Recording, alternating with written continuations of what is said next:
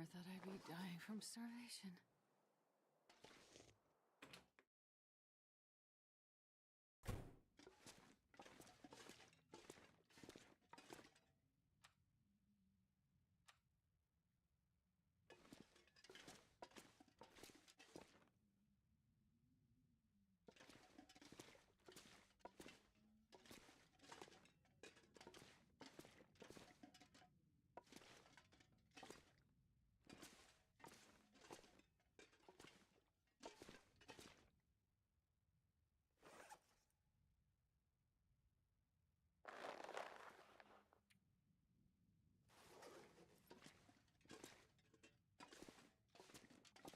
I'm not sure I can carry much more.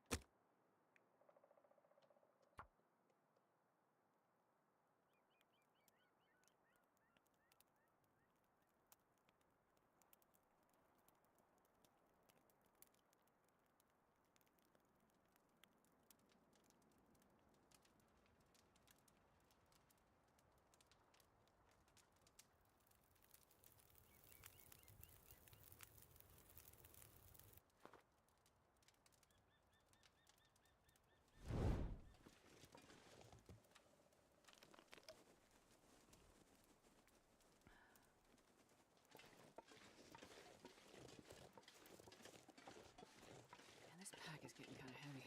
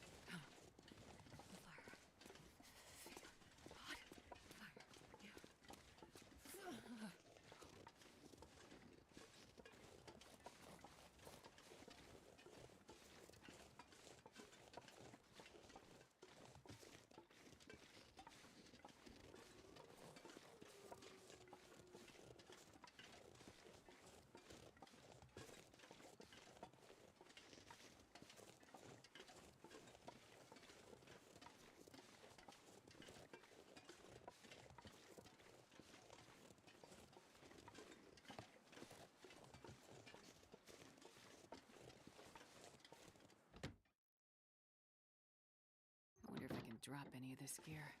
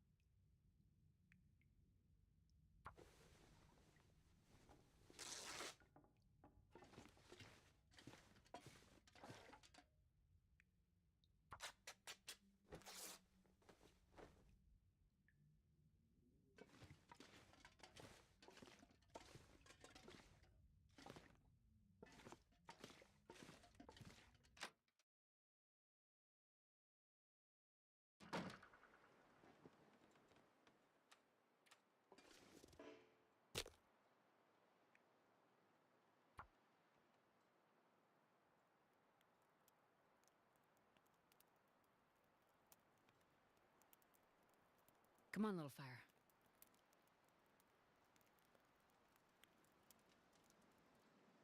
That didn't work.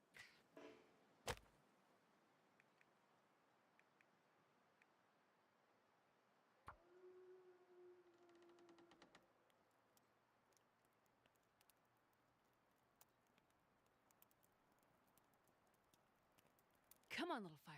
Come on. I'm not sure I can carry much more.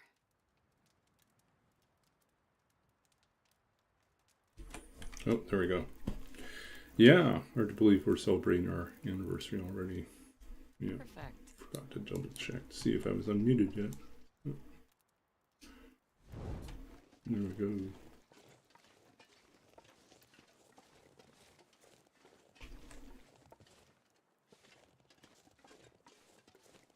We're about halfway through this challenge.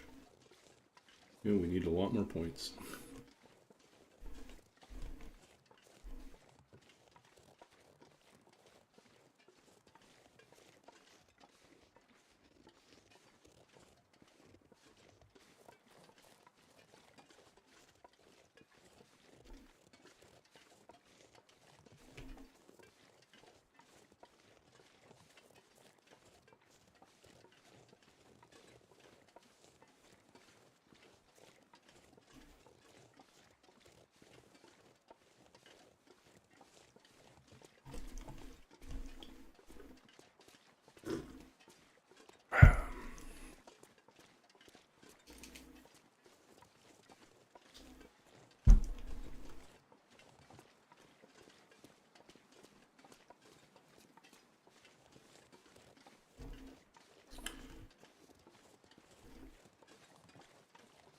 I had something of a rude awakening when I was planning my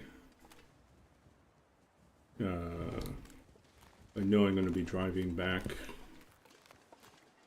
in the new year. Don't know if it's January, February, or March, but driving back to Saskatchewan, I have to go through the mountains. And it occurred to me, well, it didn't occur to me. I noticed when I was checking the route that I'd completely forgotten that I will need to switch to winter tires to go through the mountains. But it really doesn't matter. Like, if I wanted to leave without having to use winter tires, legally I would have had to have done it back in September. So yeah, I'm like, okay, looks like I'm replacing tires before I go. Fortunately for me, the tires I have are like all season tires I have are coming down to, like, 2 of them already are close to needing to be replaced. So the fact that I'll basically be abandoning a set of tires here is fine, since half of the set of tires is already worn. The other half are probably not as dire, but 2 buys 2 tires, right? So yeah, but I'll have to figure out when to take that trip, because I don't want to go in the worst of the weather. And this job interview that I have on Friday will basically, after that meeting, I should have a good sense of whether I need to be planning an early move, or if I have, a few months that I can work remotely and hopefully wait for the weather to be better.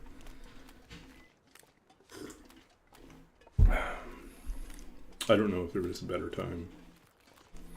I really can't wait until summer. It's too long.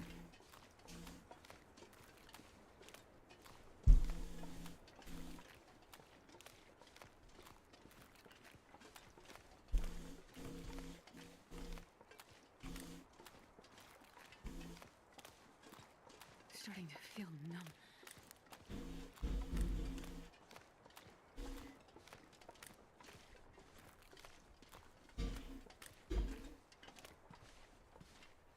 Did you see they posted the trailer for the episode 5? But they also broke the news that it's not going to be ready until end of March.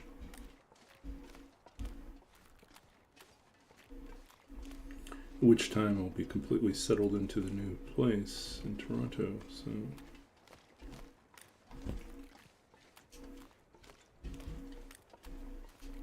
Yeah. Anyway, so you check the page on Steam. You'll see they just posted it earlier today. It looks cool. A lot of they didn't really label the areas, but it looks cool. Yeah.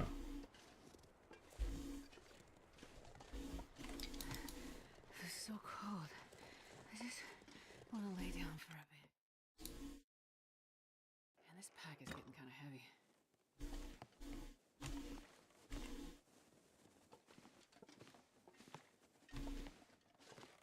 Anything else we missed here?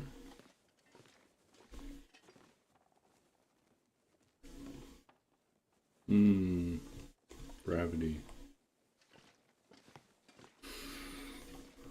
I think we need to make more torches.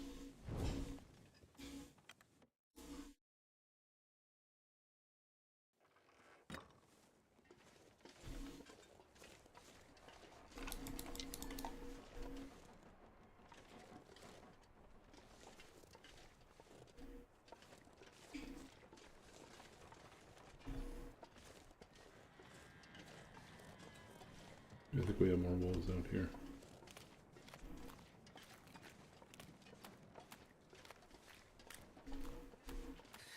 It's too cold to think. I'm gonna go back here, make more torches, and then we'll go out there and fight them.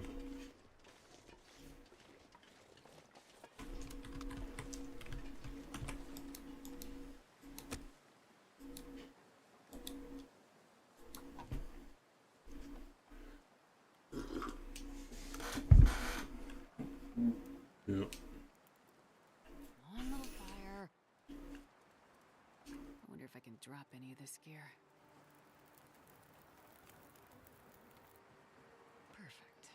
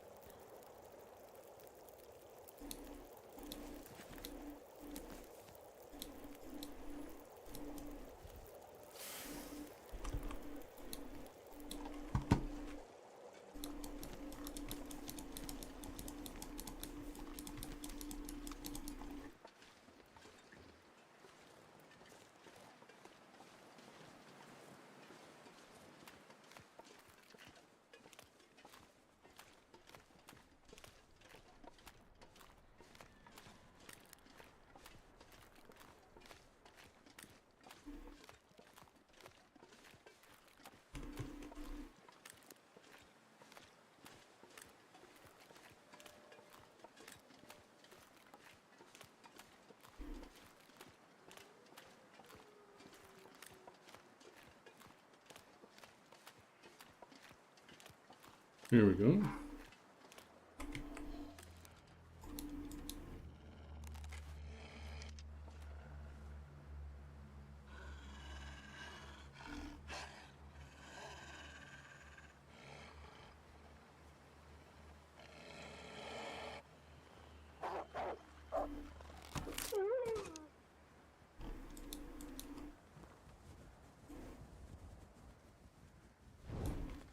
Another one down.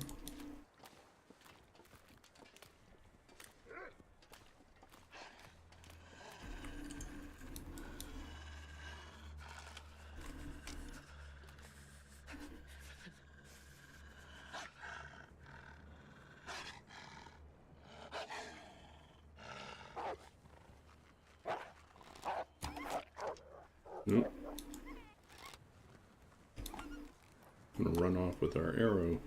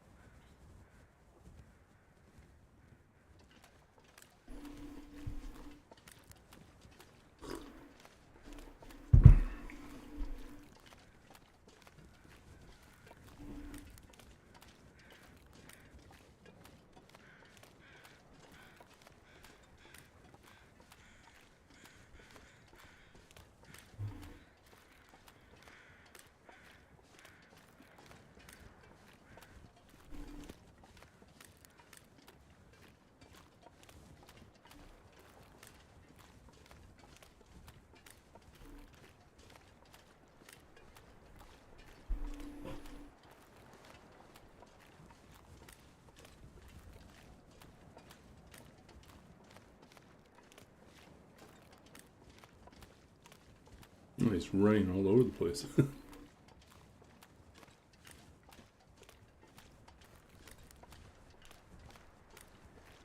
Yeah, I think they want to make certain that it's all tied off. Well, I know that a lot of the regions they're creating for the final chapter will be so specialized that they won't really work as, sandbox regions. I am hoping that at least some of that content comes over, because it would be fun to have a few more regions to explore.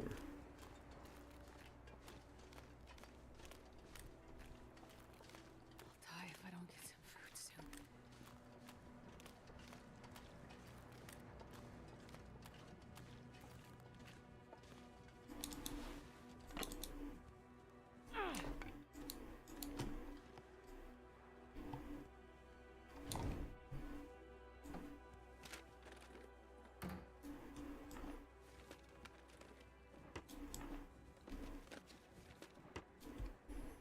Okay, so let's see where are we at now.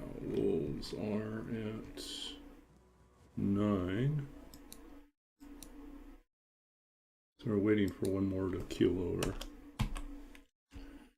9. That's another 5. We're at 99.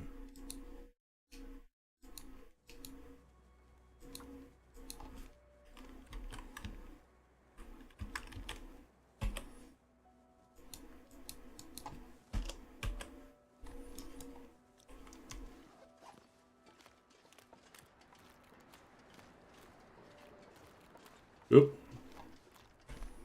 did he just keel over?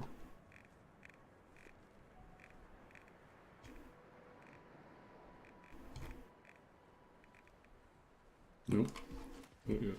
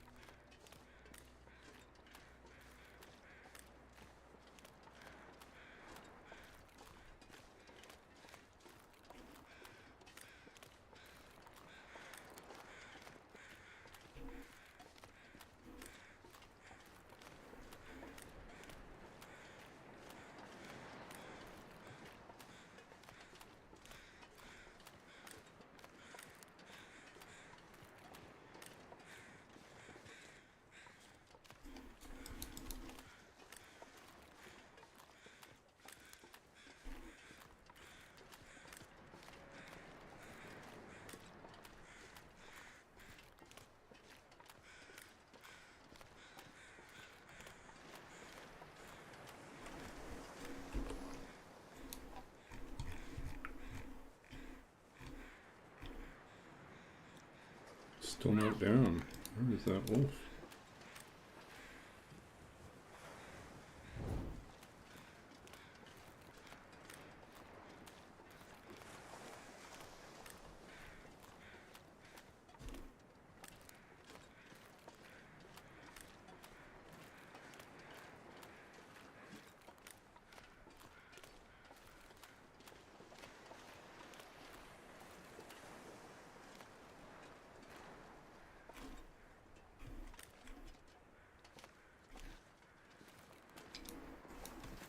It's green. We can take it.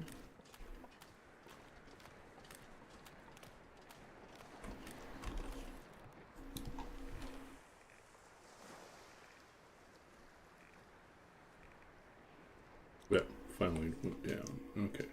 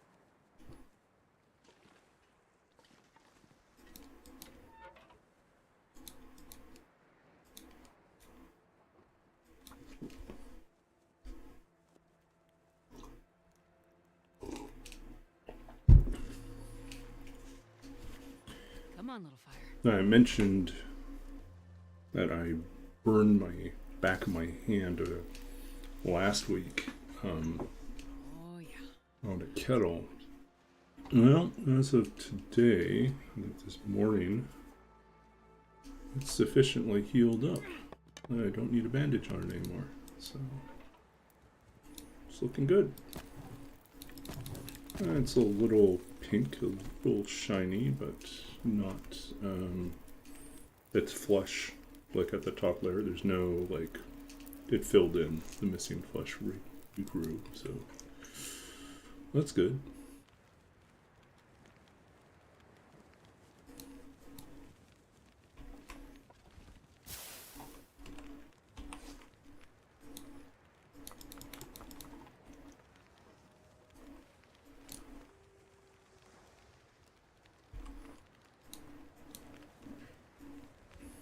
Yeah, at least Astrid didn't get burned. Yeah.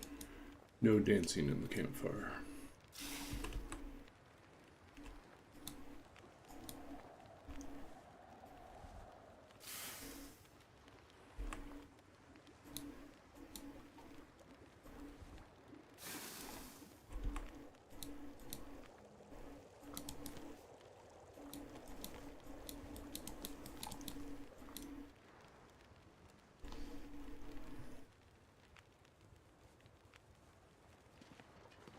It's necessary to stand. Oh no. Is it too gusty? Do we not hold a torch in this?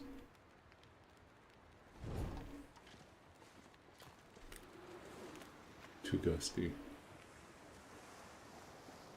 That's kind of scary.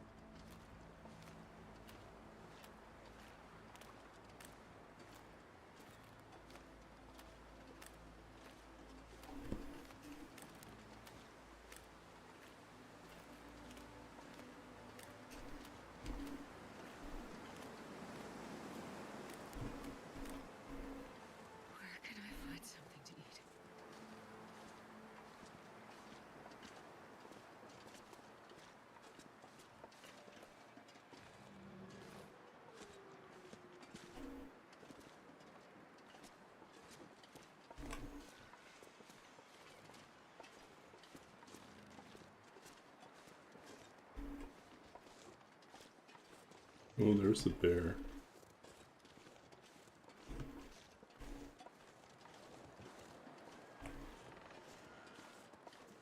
Is he coming for us?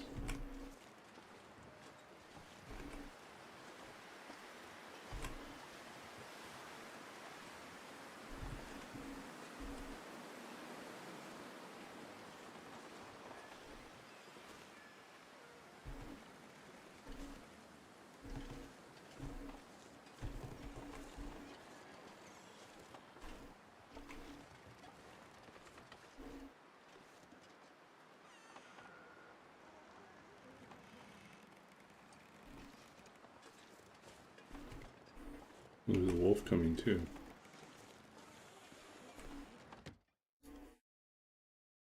I'm not sure I can carry much more.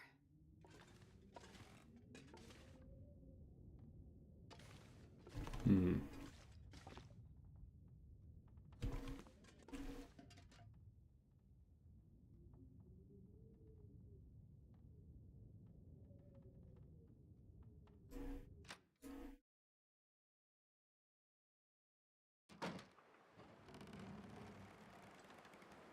It's too strong to really do anything.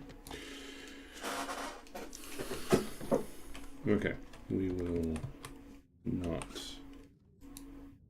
try to fight them in the wind. Just choose a better time to fight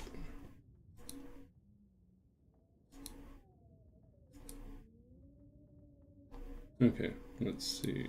These guys.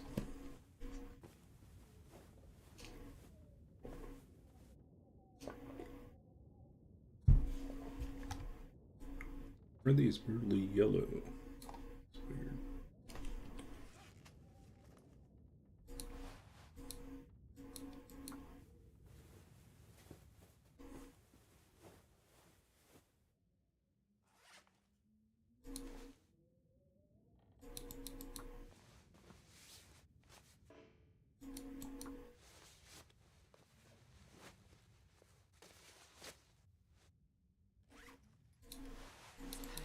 Heavy.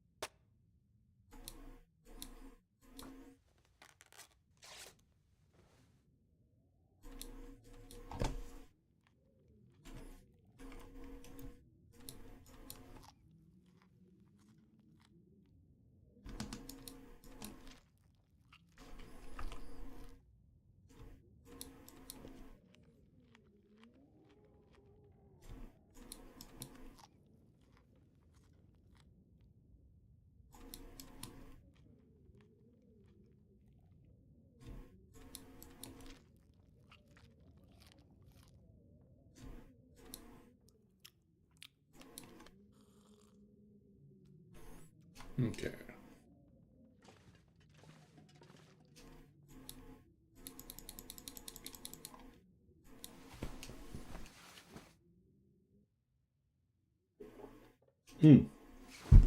Roller, did you see that there's a trailer now for Outward 2? Also coming next year? God, I'd eat anything right about now.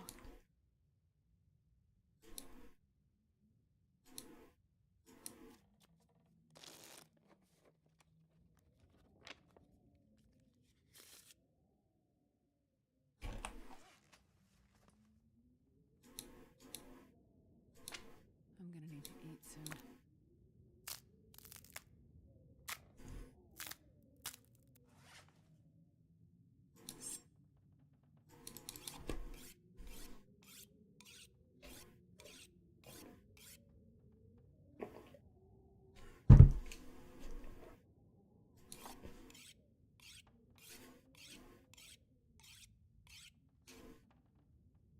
Yeah, I'm enjoying the luxuries of still pretty much working like a half day, so I'm usually done by lunch.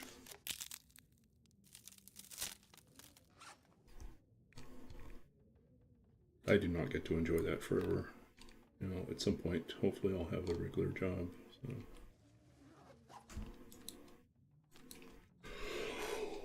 Ooh.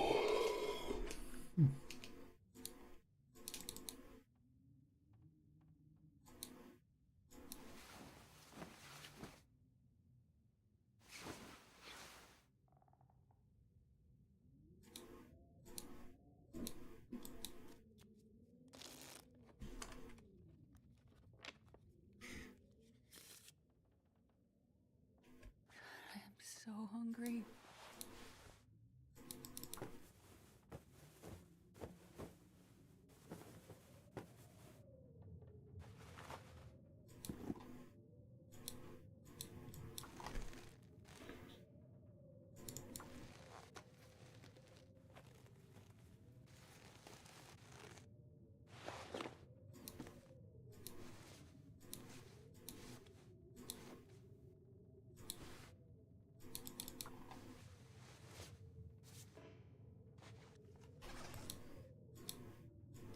I can hear it's windy outside.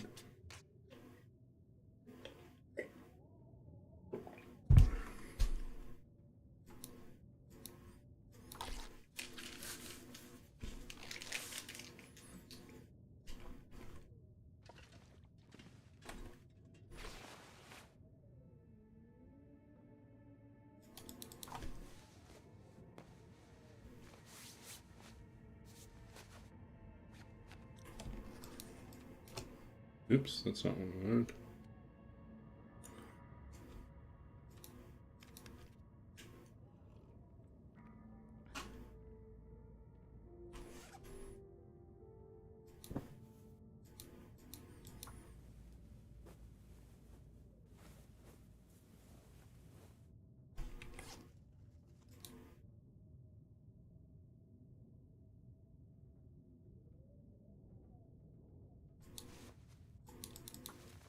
I gotta eat soon.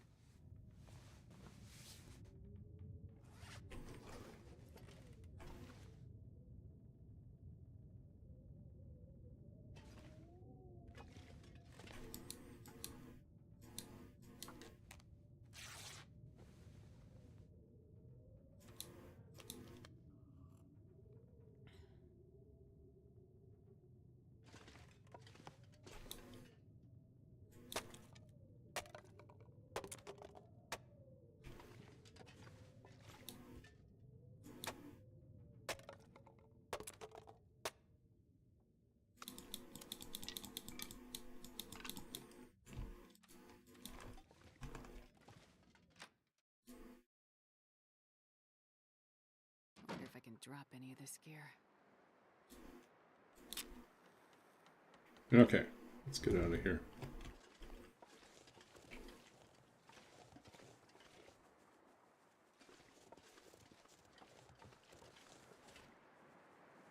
Oh, we got the bear already.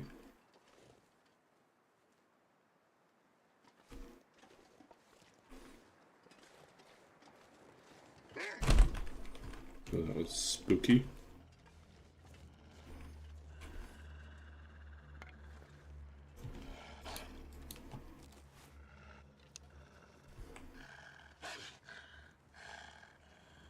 We're gonna have both coming down real fast. Oops.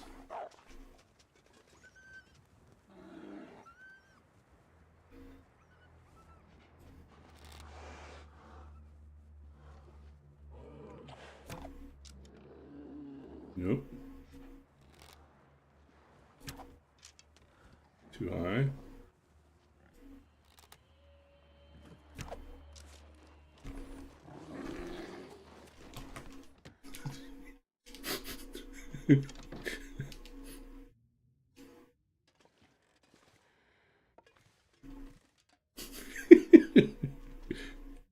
I don't know if they'll let us get the kill, but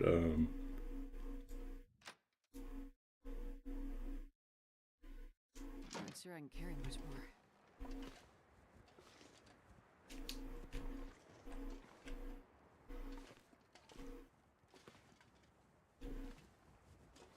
They despawn?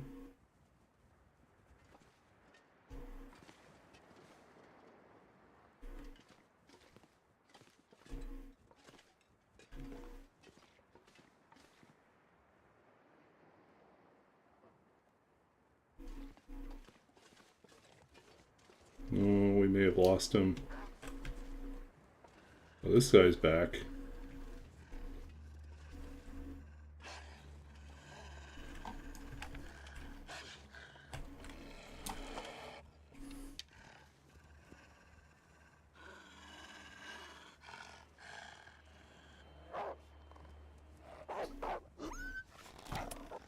Ah! That was lame. Bad angle. Bad shot.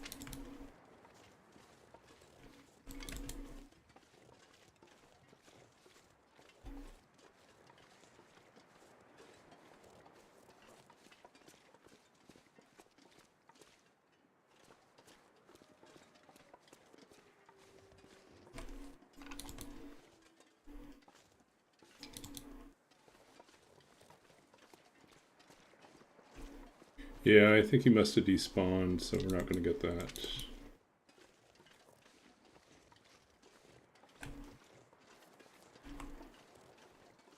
Yeah. What I should have done is I should have set up behind the banister there, behind the railing, and see if I could avoid being attacked by the bear inside here. It's like, I think if I had set up here, something like that, maybe that would have worked, but I think this is pretty open still, so I don't think that would have worked. Come on back.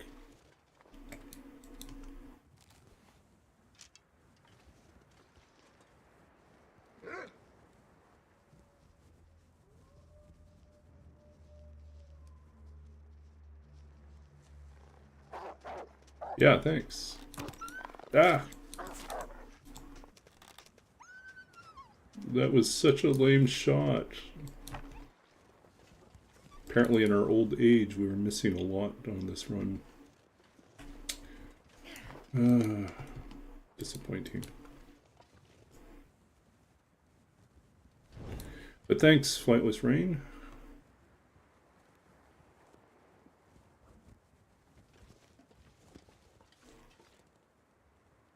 Yeah,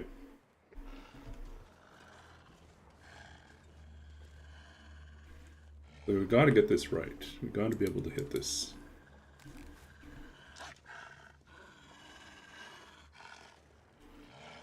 It's like this is normally an easy shot.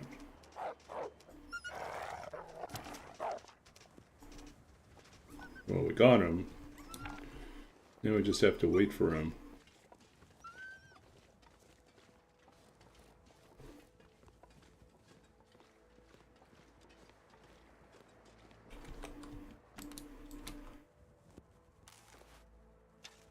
Nope, he ran out there.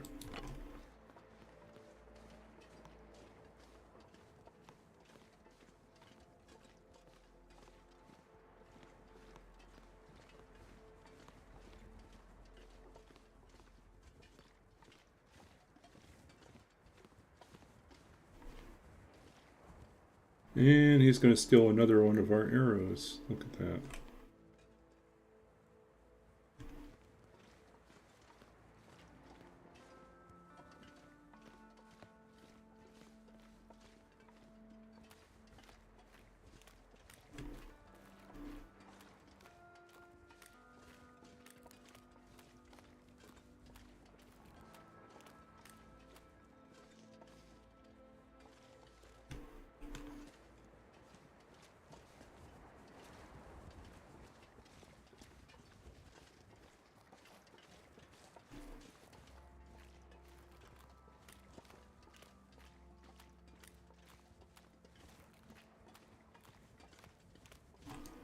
I still need to make a trailer.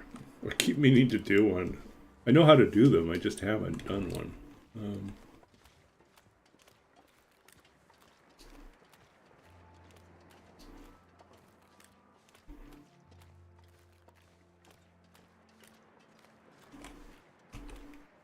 Are you dead yet?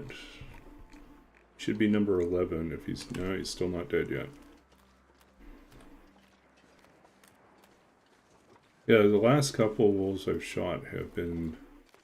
They've like jerked to the left or to the right the last second, and I end up shooting them in the paw or shooting them in the tail or something stupid like that. Just not what I wanted.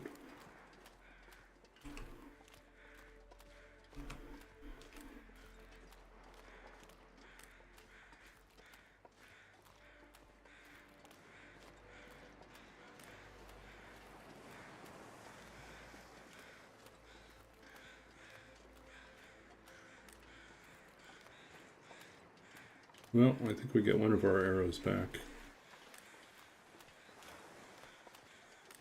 Alright. Or maybe this random deer. Random deer.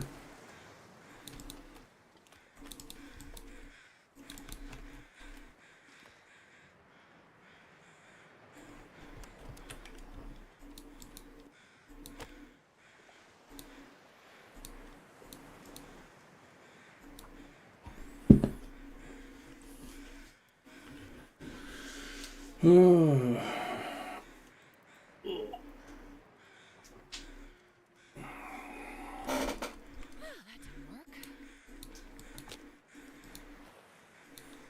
I was talking to another one of my librarian mentors this morning, and he asked me what I'd written my PhD dissertation on, and I told him about it. He said, did you ever turn that into some articles or papers or into a book? And I said, well, I almost did. I had bumped into someone who was an editor at MIT Press, and they had asked me about what I'd written about for my dissertation, and I told them, and she had said they'd be interested in looking at a redone, like if I had redid it for a popular audience, they'd be interested in looking at something like that. It wasn't like a guarantee, but it was like, it was up their alley. But that was a number of years ago. I don't know if that person's still there, and at the time I was still kind of recovering from my PhD and really couldn't bear to look at my dissertation again. I think at this point I probably should.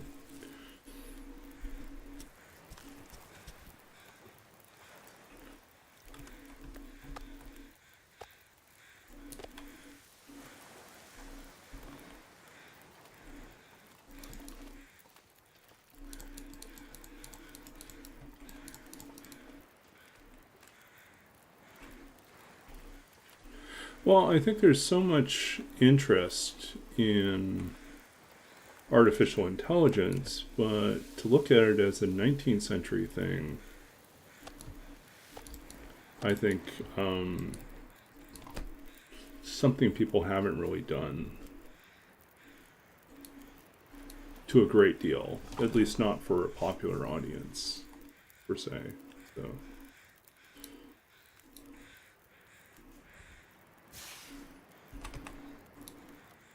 Yeah, there's a part of me that's just amazed that people want to hear anything about my dissertation. Because it's like you always worry that you write something that no one else is ever going to care about, you know, which is usually the case. Like there are 5 people in the world that care about your dissertation, and most of them are on your committee, you know.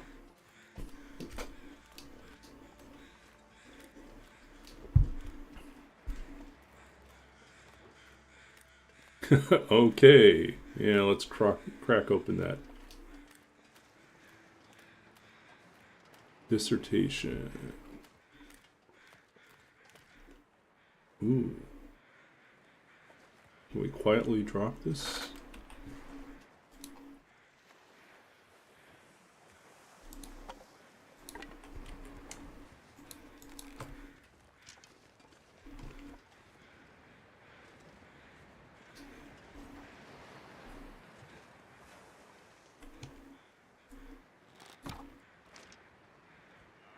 Oh.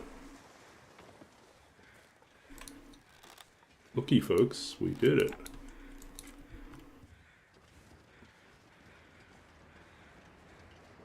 That's pretty good.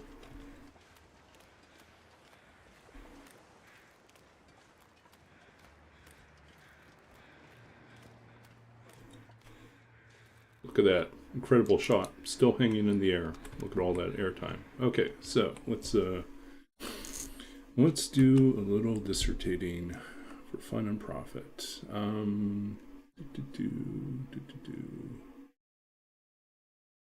Pull up the dissertation.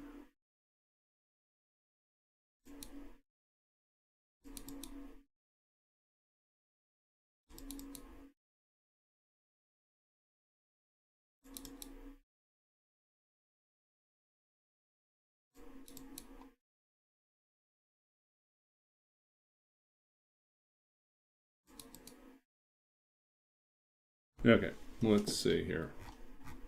I think we had done a good chunk of the introduction.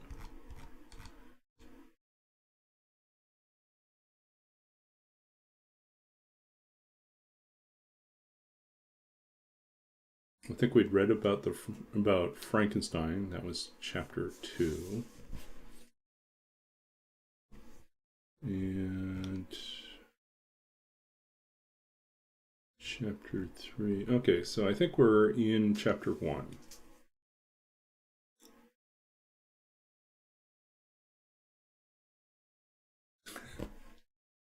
Thanks, Flightless. That does mean a lot. I think it's yeah. It does take a lot. I think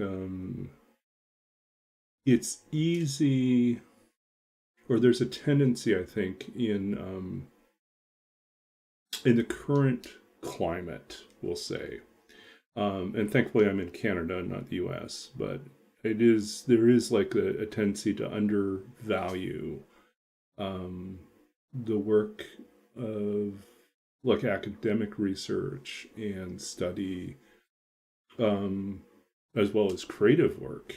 And so I think we live in a time where increasingly either we have political forces that are devaluing these things, or we have I would say technological like transformations and revolution. These innovations in technology that create the illusion or the semblance of creativity without being really creative, that offer us the ability to generate a story or a poem with the push of a button, or to create essays at a push of a button, that on the surface seem like they're doing the same work that someone who is investing time, effort, and real reflection to produce is doing.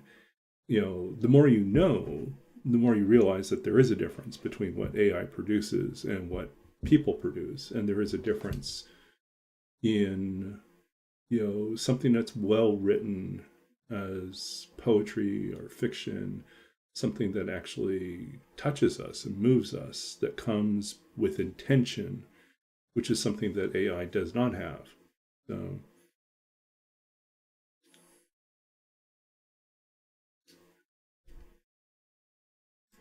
from when L2S was more active, he was, yeah.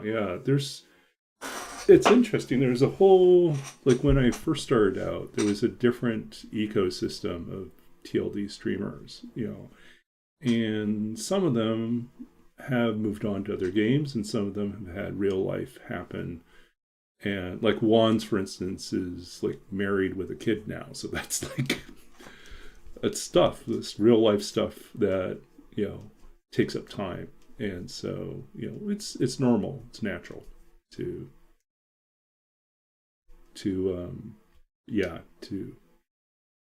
have to rebalance your life in that way. Anyways, we're going to read from chapter 1, Constructed Otherness, the Mechanical Turk and the Public Imagination. So this begins with a quote from, I think his name was Carl Gottlieb von Windisch writes, the boldest idea that ever entered the brain of a mechanic was doubtless that of constructing a machine to imitate man, the masterpiece of creation, in something more than figure and motion. Chapter 1, Constructed Otherness, the Mechanical Turk in the Public Imagination. Before the machine could be viewed as an other, it first had to be viewed as something more than mere object. When Baron von Kempelen unveiled his latest mechanical wonder, a turban-wearing, life-size automaton that played near-flawless chess before the Austrian court of Empress Maria Theresa in 1770, he did so not fully anticipating the repercussions his new creation would have, not only to his own career as a mechanist, but also on the discourse surrounding the idea of a thinking machine and the philosophical debate over the materiality of the soul. Having been upstaged the previous year by Francois Pelletier, a French illusionist who had mystified the royal audience with what amounted to little more than parlor tricks and magnets, von Kempelen, a highly skilled mechanist and engineer, had a much more mundane motivation. He simply wanted to craft an illusion so elaborate and penetrable that his position, his funding, his status in the court would remain unchallenged for years to come. On these points he did succeed, but in so doing, he found himself shackled to the very device intended to ensure him a future of financial freedom and respect. What he had intended to be a few days' amusement for his queen soon became an extended schedule of private and public exhibitions, and with each day the Turk's reputation grew and popular interest intensified. Carl Gottlieb von Windisch, an eyewitness of the first public showing of the automaton, writes of that excitement. An account of it soon spread through the great part of Europe. The papers and journals were eager to announce its marvelous works, the result of which was, as is the case with all accounts, hand about, mouth to mouth. They became daily more wrong, more exaggerated, and contradictory. From Windisch's letters, which were also subsequently translated and reprinted in other countries, contributing to this atmosphere of curiosity, we begin to glimpse some of the factors that enabled the opening of a new dialogue around the idea of a machine and the figure of the automaton. The widespread speculation and misinformation, as well as the numerous attempts to explain or debunk the means by which the automaton operated, produced a climate of anxiety, skepticism, and even optimistic materialism, which encouraged important shifts in thinking about the nature of a machine and the personhood of an automaton, both necessary steps in laying the foundation for what ultimately would become the figure of an artificially constructed sentient other. Although eventually exposed as an elaborate fake, the Turk moved the thinking machine out of the realm of remote fantasy and into the public sphere of possibility, where witnesses found it increasingly difficult not to ascribe some form of personhood to the machine they were encountering.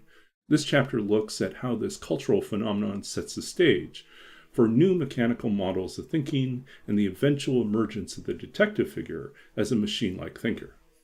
So that's anyways. Introduction.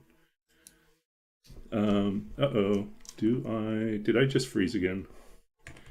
My webcam's been acting weird all day.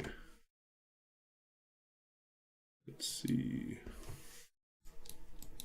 We're connected again. Okay. Should be back. Okay. Sorry about that.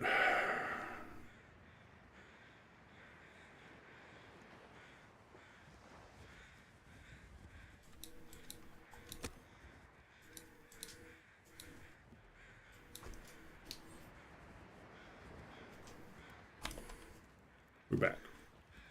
Yeah, now we're back to the long dark. Come on, little fire.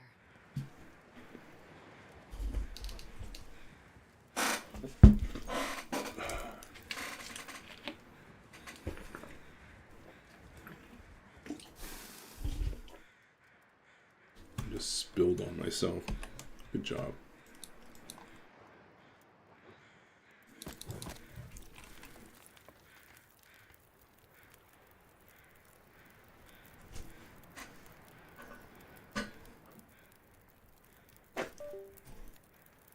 Yep, did I get disconnected again?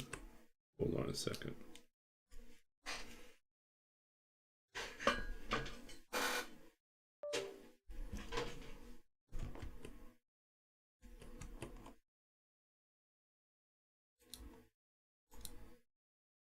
Okay, there we go.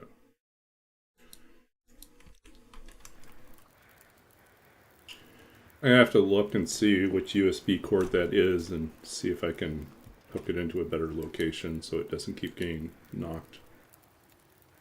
Let's just do it this way.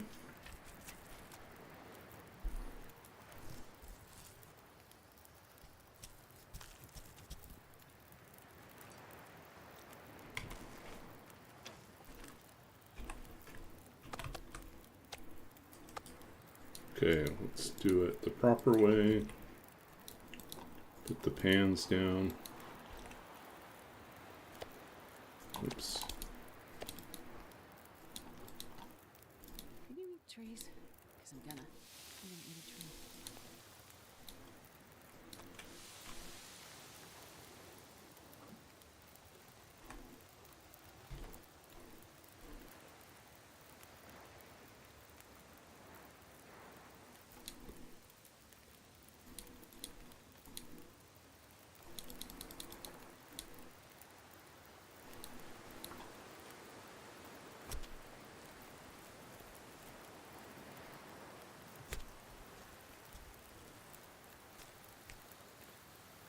Feels like night is coming.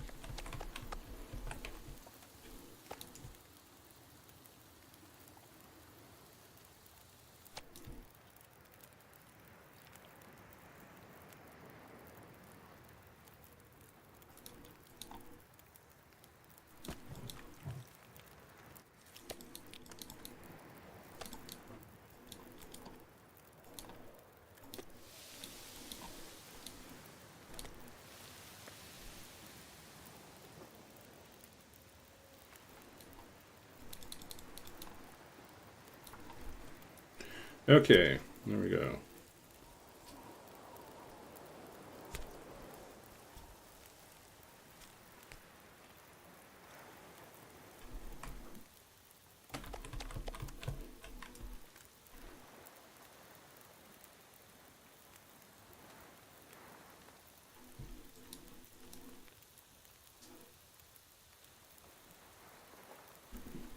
Okay, we should have at least the other wolf down too now. So we got 11 wolves killed. 55, 109. Did we get credited for the bear or not? I don't think we did. No, we did.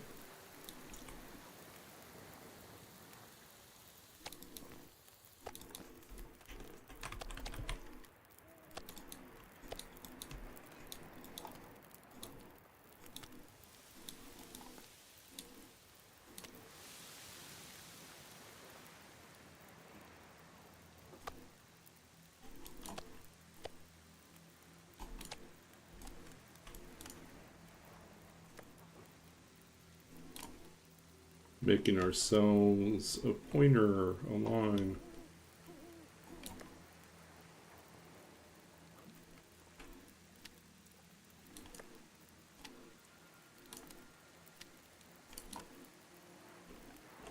Close enough.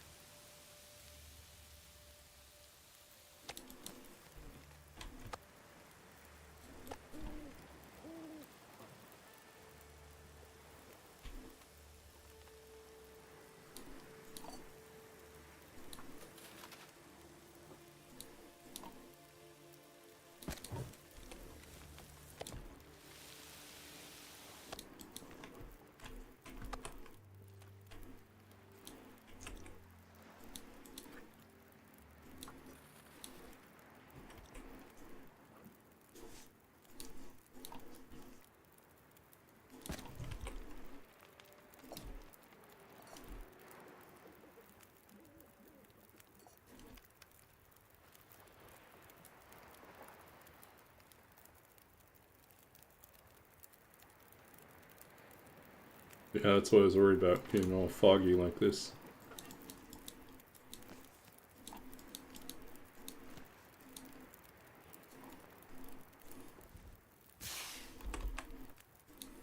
But we shouldn't have to worry about wolves since we killed them all. This pack is getting too heavy to carry.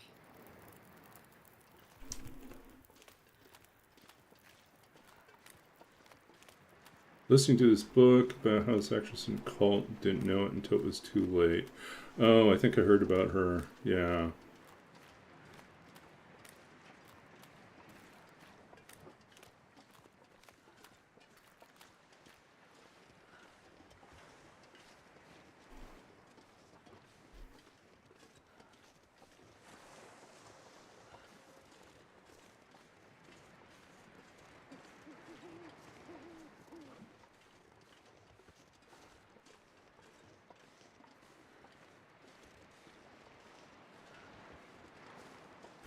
$2 million. Wow.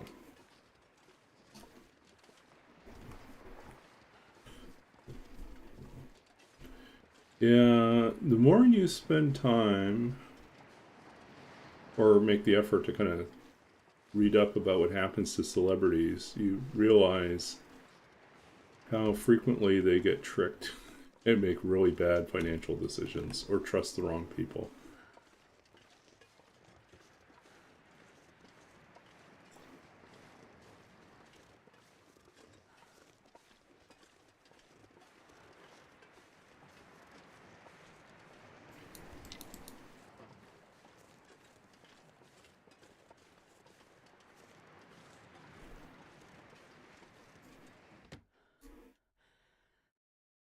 I can barely walk with this much gear. Okay, let's drop out these guys. And put the meat outside. Fine.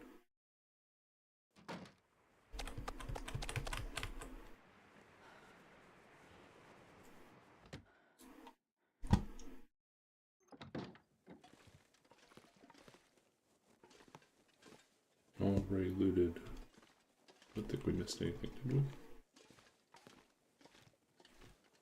Nope.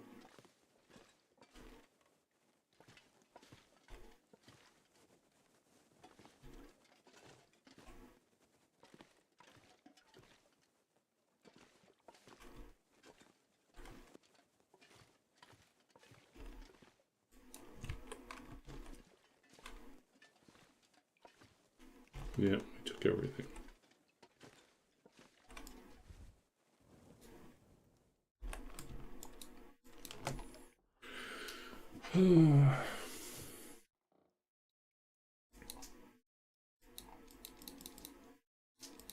No, I was in a cult. It's called a PhD. Graduate program. They brainwash you.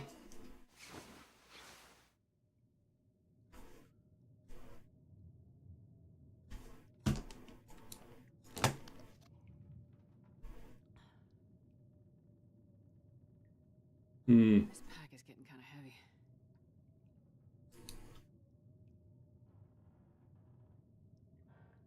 I think it's probably easier to recognize once it's a full-blown cult. I think when it starts off, just getting started, then feels like you're coming in on the ground floor of something. And maybe you just think it's cool, that it's kind of secretive, and then you realize that that's not what they're about. About control.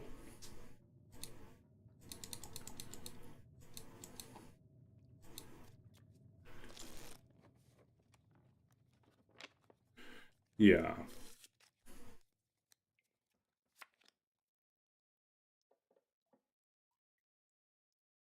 That's not cool.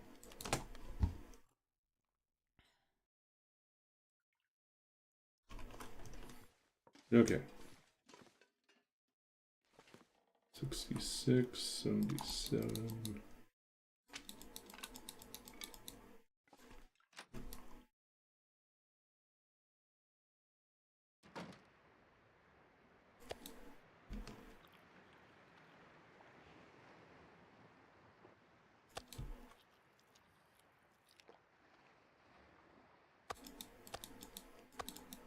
Okay, we are really smelly now. I'm not going to be able to carry this load for much longer.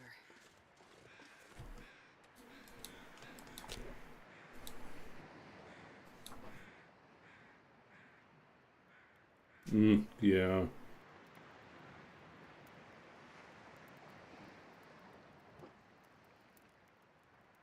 Come on, little fire.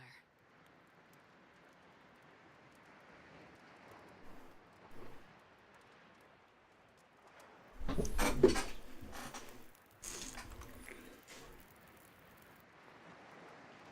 yeah. That's a good one. 26.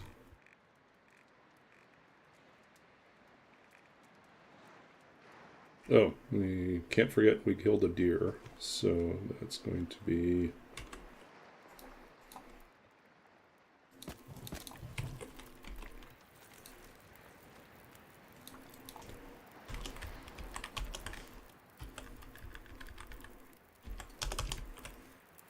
Should be at 112. 26. 112. 2 deer. 11 wolves.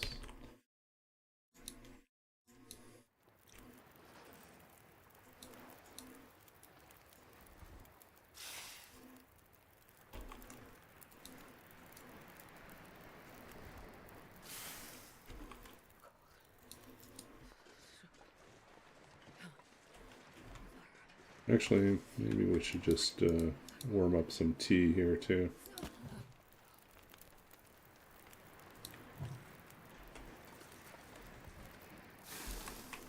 This pack is getting too heavy to carry.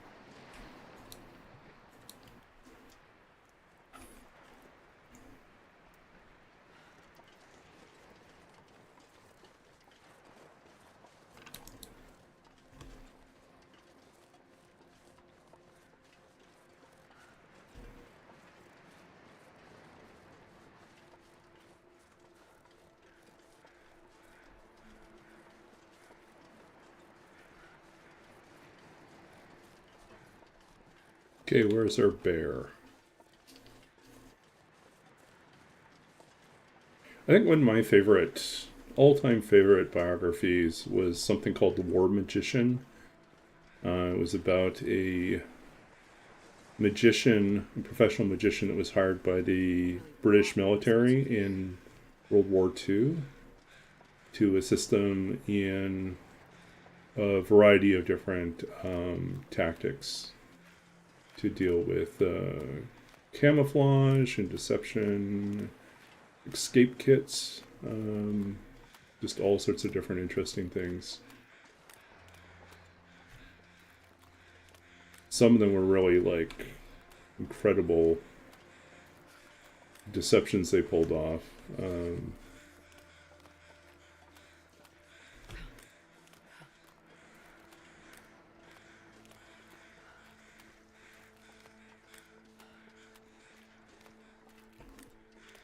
But yeah, The War Magician is really, really good.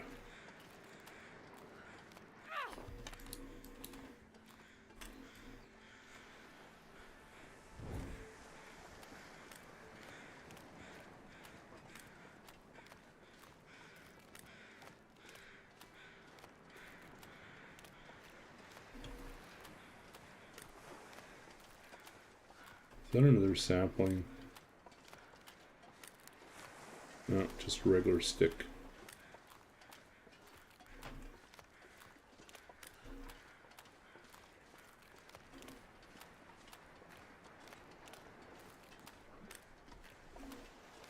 My fingers feel numb.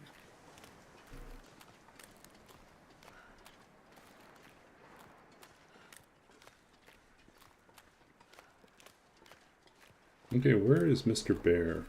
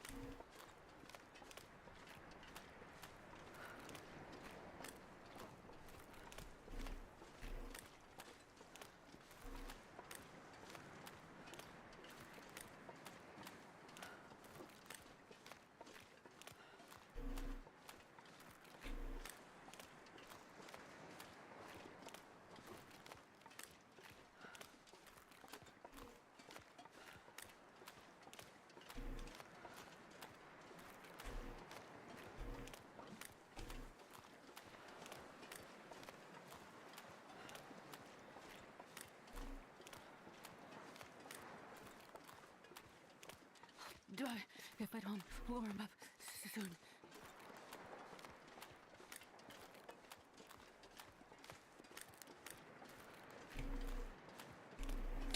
Do you like historical fiction as well? Things that are loosely based on real people or written about historical events, but through a fictional lens?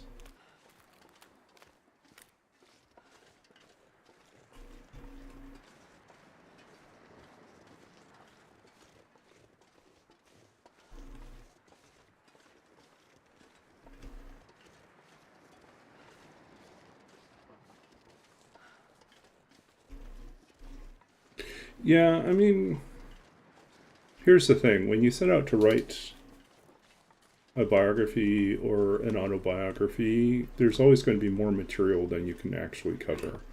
And some things might be historically accurate, but not really that interesting. And other things may be, historically accurate, but create unnecessary complication to the storytelling. So sometimes you do things like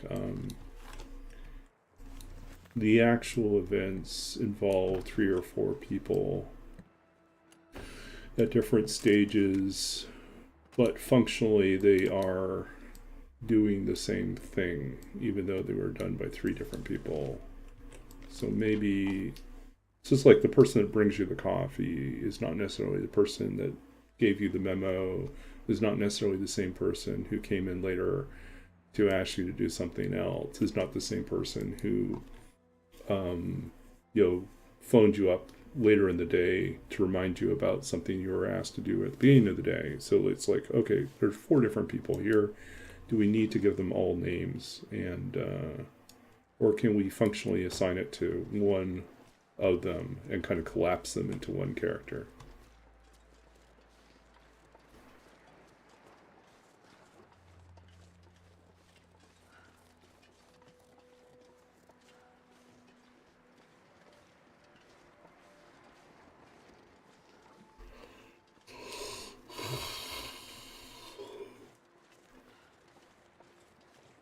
I mean, Lovelace was tasked with, Ada was tasked with translating, Menabrea was the Italian mathematician, translate his, review of Babbage's analytical engine.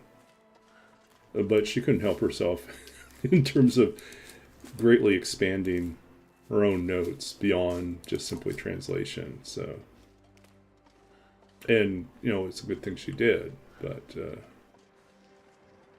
yeah, there's nothing really pure about any sort of effort to condense or translate or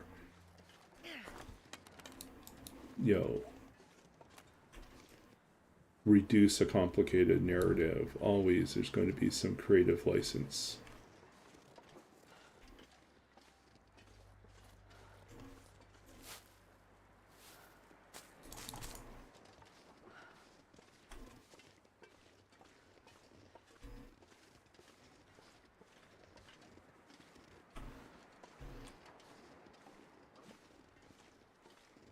see where a bear is at.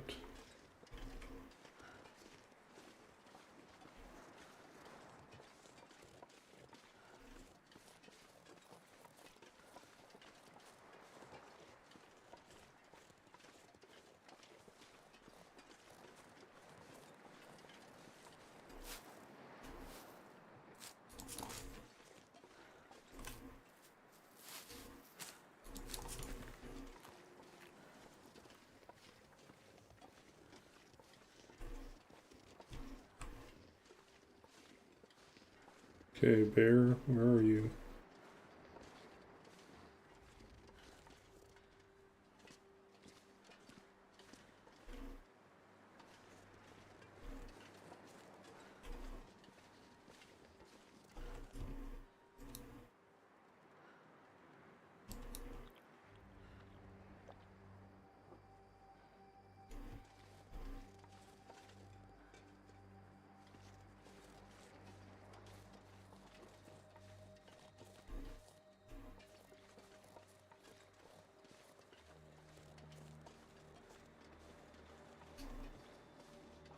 Classics, historical fiction.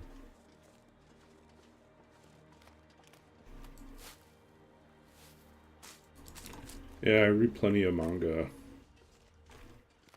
Oh, speaking of which, I had this crazy idea for a D&D campaign. I'm not gonna be able to carry this It load. would be so, I mean, entertaining, I think.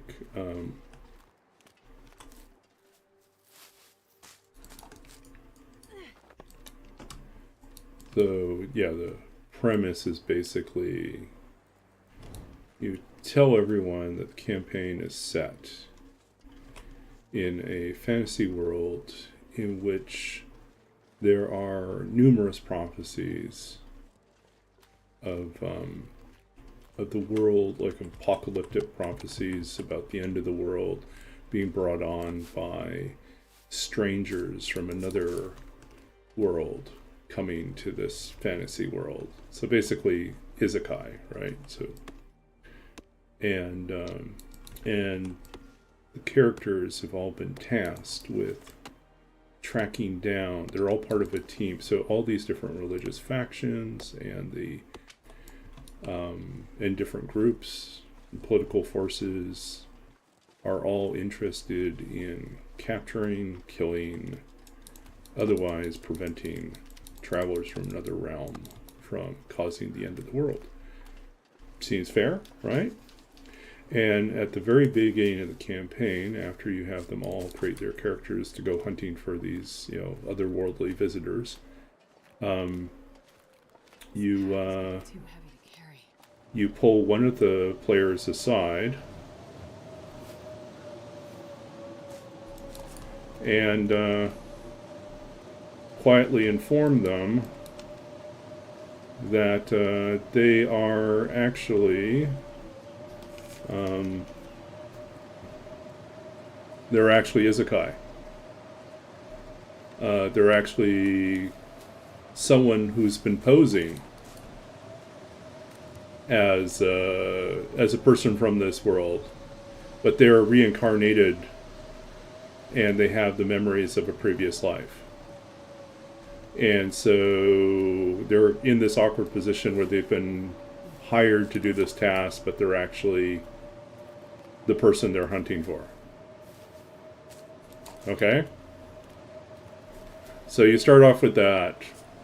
And then throughout the campaign, at different moments outside of the game, you contact the other players and let them know one by one that they are reincarnated, or that they are someone who came over through a summoning spell, or they, whatever the other tropes are, they, but they're all, unbeknownst to each other, they are all the very people they're hunting.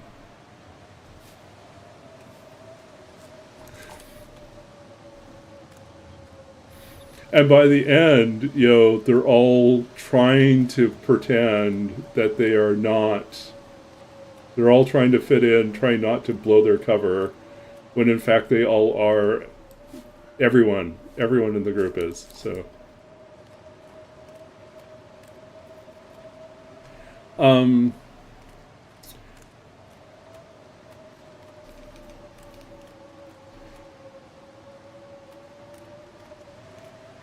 yeah, and so what I'm waiting for, like in a campaign like that, would be that one moment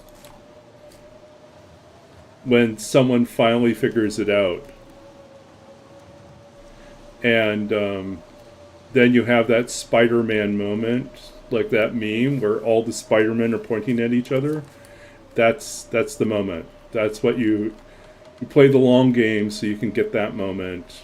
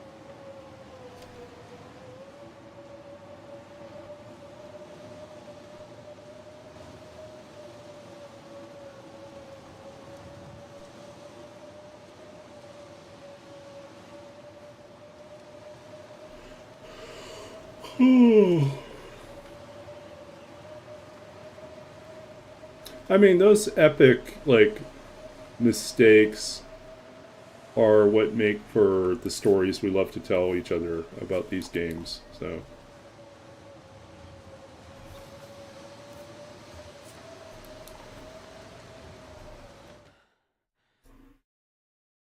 okay. Walk with this much gear.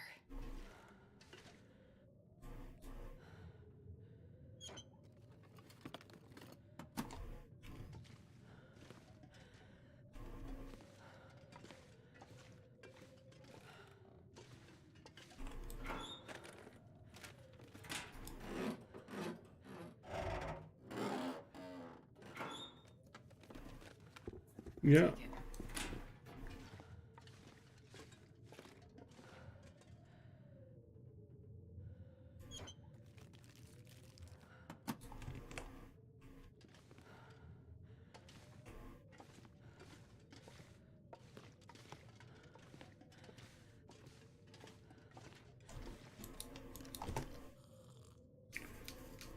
Okay. Let's see here.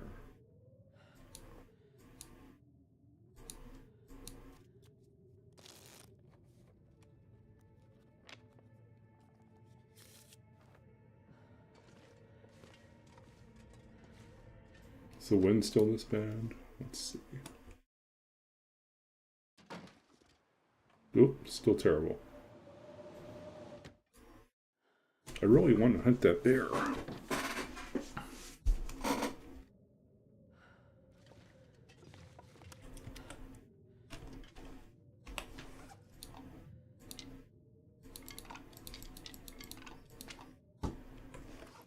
if I can drop any of this gear.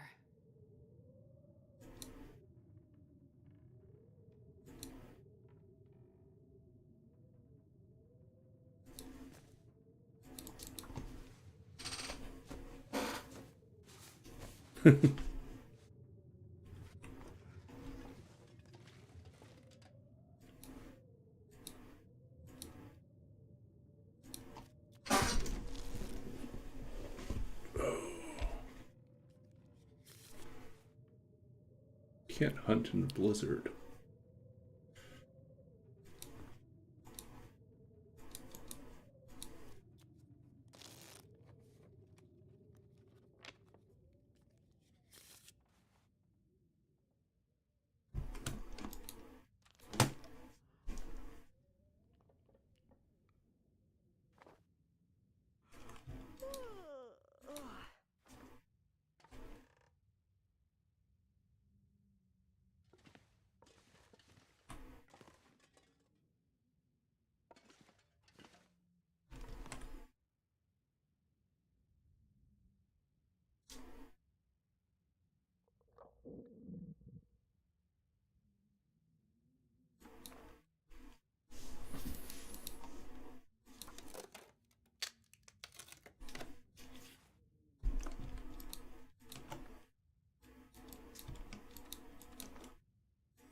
Okay, let's step outside and pick up some water.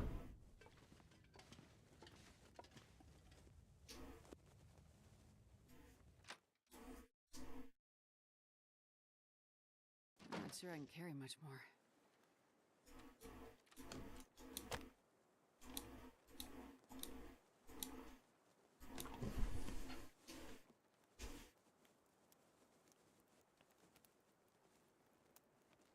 Come on, little fire.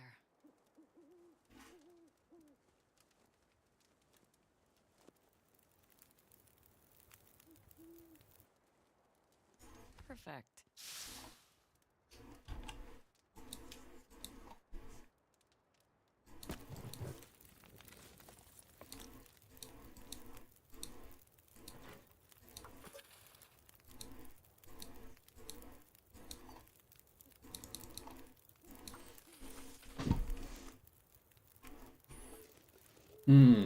Yes, time to hydrate.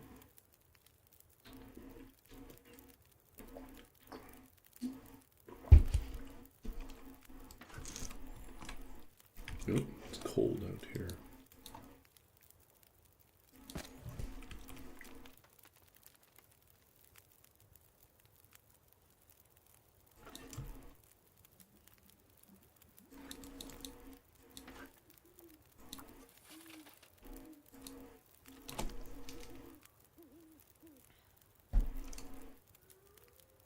Oh, you made TLD mounts.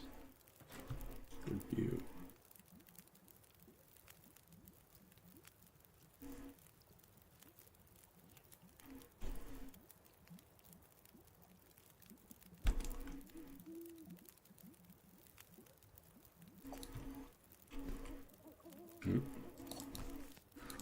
Anything right now.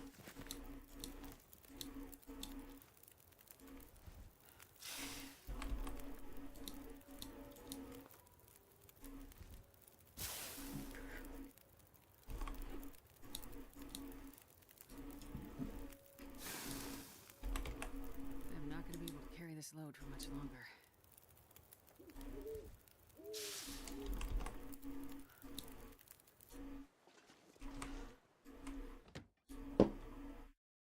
Oh, wait a sec. Left our food outside. Let's eat that.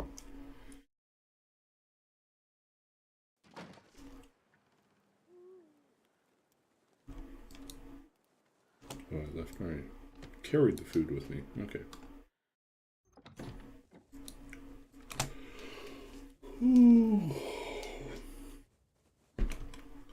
So flightless, I was telling Roller earlier about the kind of unfortunate epiphany I had earlier today.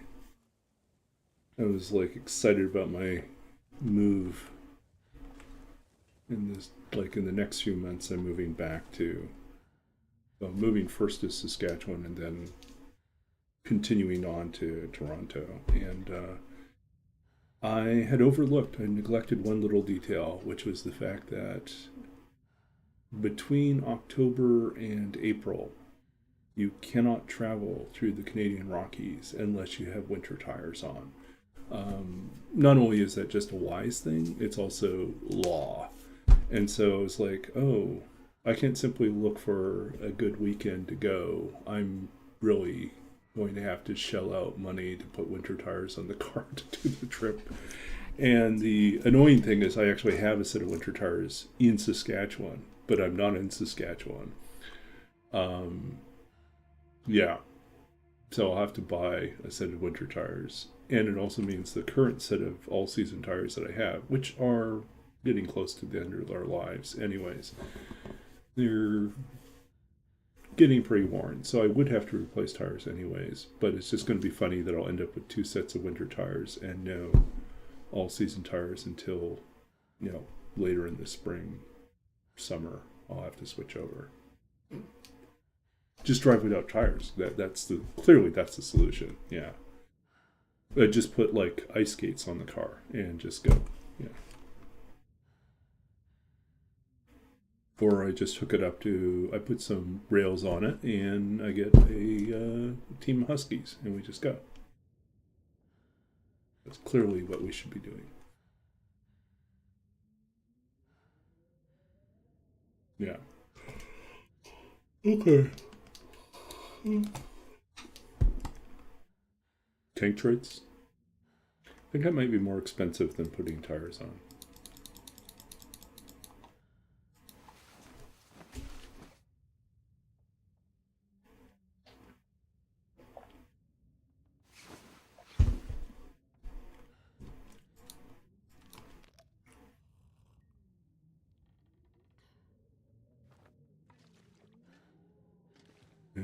It's all noisy and windy out there.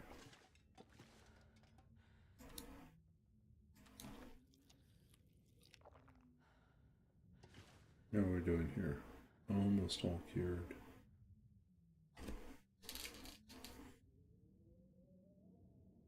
I mean, yeah. I think that's just too much chaos to include a snowmobile.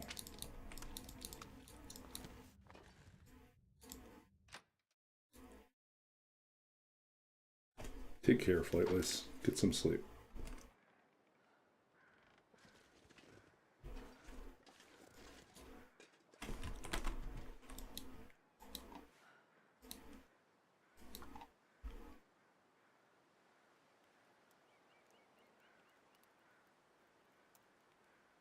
Thanks for hanging out.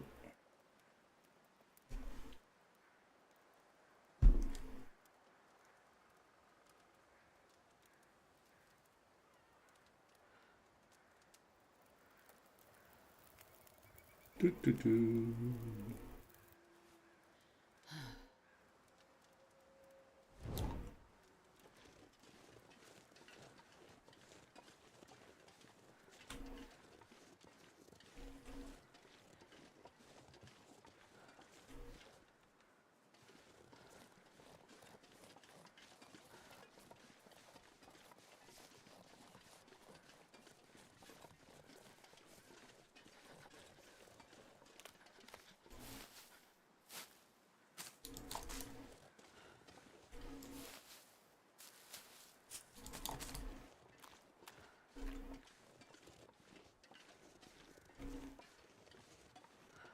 I'm not going to be able to carry this load for much longer.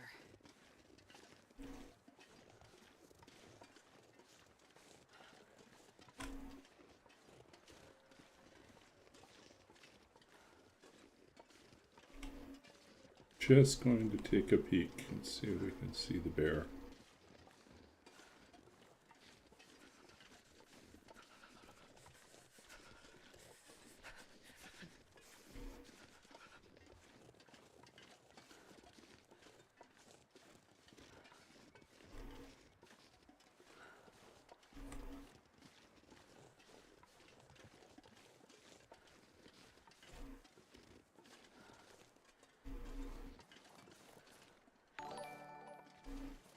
Hey, Vanderglow, welcome in.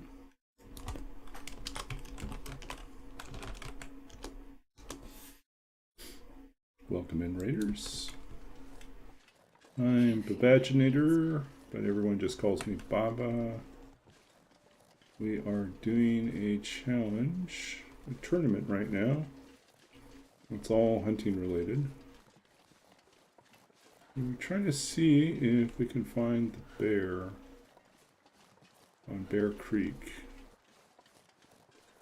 We kind of panicked last time we ran into him, and we shot him and then ran him inside of his shed, and then he disappeared. So I don't know if he's coming back or not, but we didn't get credit for that shot. So I mean, we got credit for hitting him, but we didn't get credit for him bleeding out because he despawned as soon as we went in. He was charging, so we ducked inside of the cabin.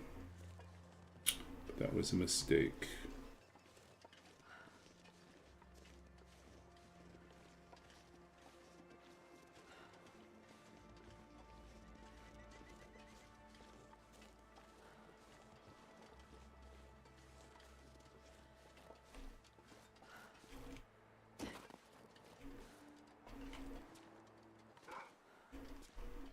Yeah.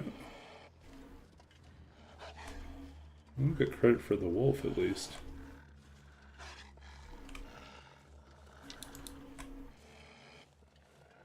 Try to pick a good, mostly level spot here for this shot.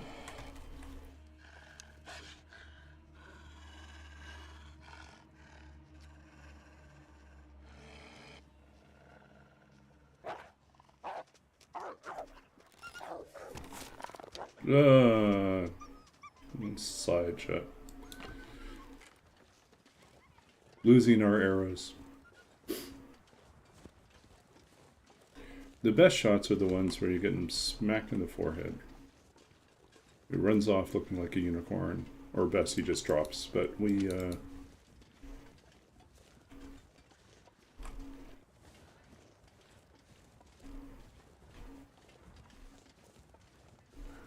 so that will be Wolf 12 whenever he keels over. I've heard no bear noises so far, so I think we may be out of luck. The bear may not be coming back.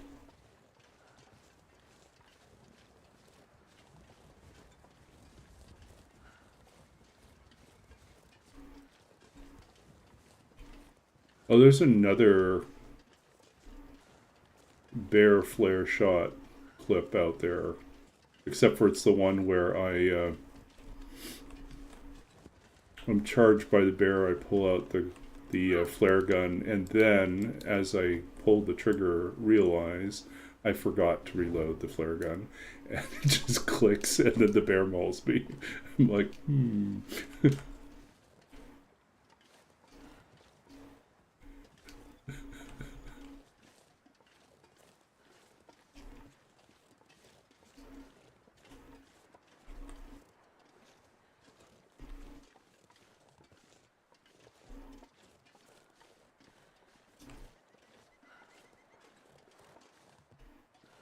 Are we stinky enough to draw? We're only slightly stinky.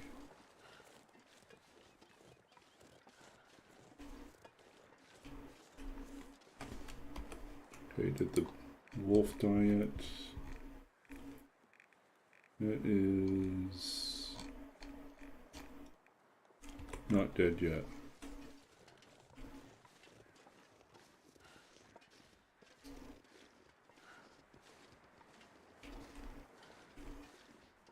I mean, there's some funny clips of me doing really stupid things.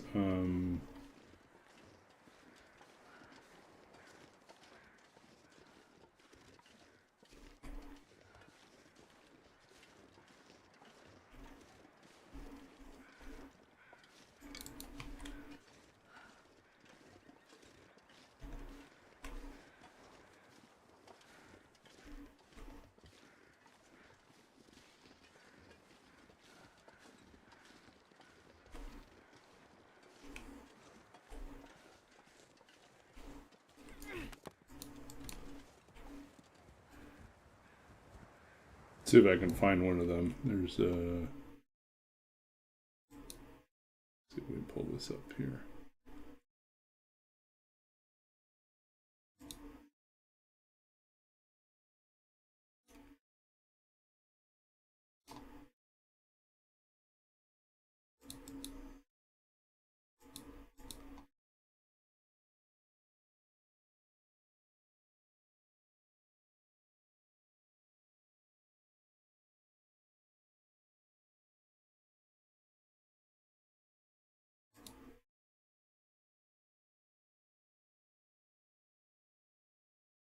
That's what it is.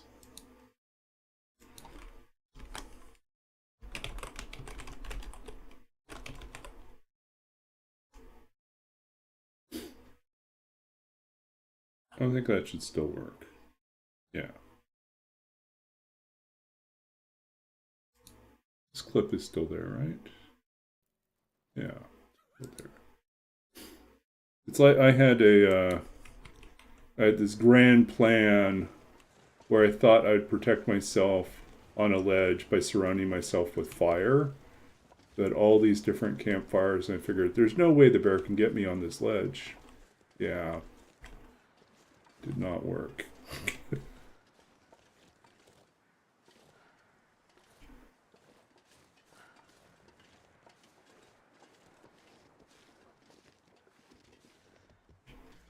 not seeing the bear. Anyways, I was thinking about it because I think I did it somewhere. I can't remember where it was. It was around here. But I think the bear is away. We don't want to waste all our time looking for this bear.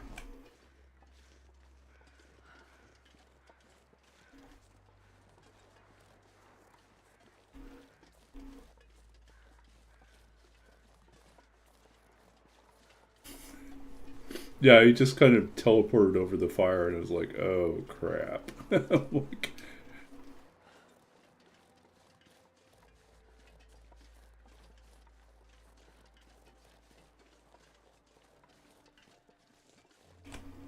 okay, I do think the wolf, though, is now dead. Yeah, wolf is officially dead. We are at 12 wolves. 60 points there. This is 117. And let's update this one to 17, 12 wolves. We need to kill more bears if we're going to really have anything positive on this one. The main thing is we had a really great run that we wasted because we blew it on day 45 out of 50 when we went on a cougar hunt that ended disastrously, and I died on like day 47. It was like 3 days away from finishing a tournament run. It wouldn't have been a great tournament run, but it would have been a completed tournament run.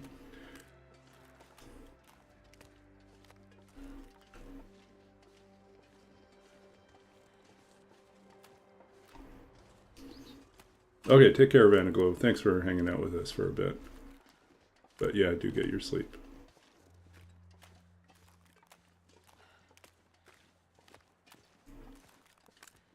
I think what we're going to do is we'll head up to the trailer and then we'll call it a night.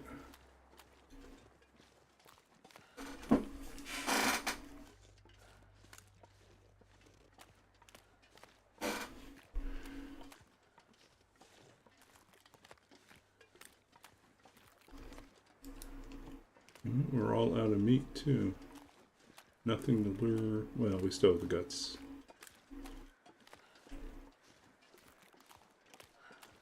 Oh, there's another place we can find the bear.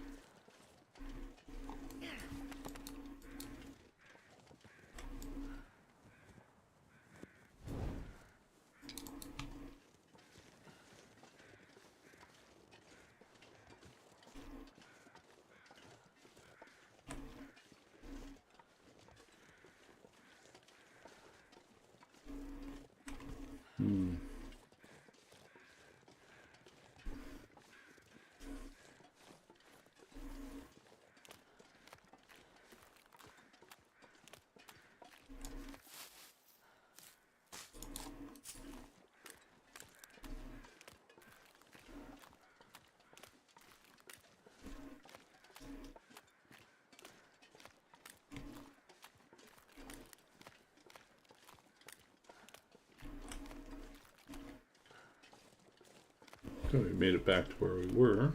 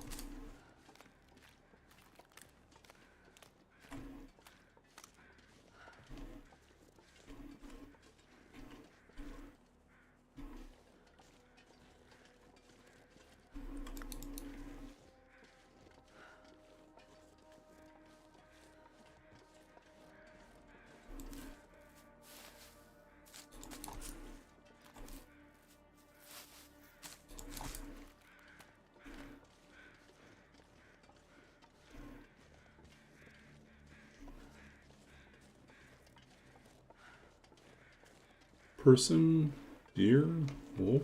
What do we got over here?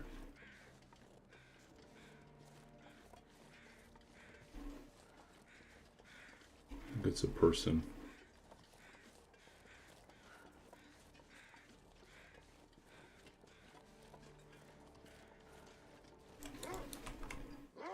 Oh, more points.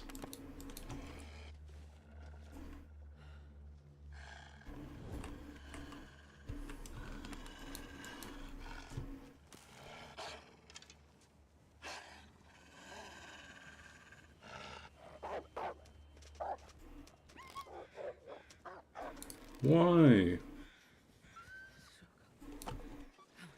I pulled too soon. He'll be back.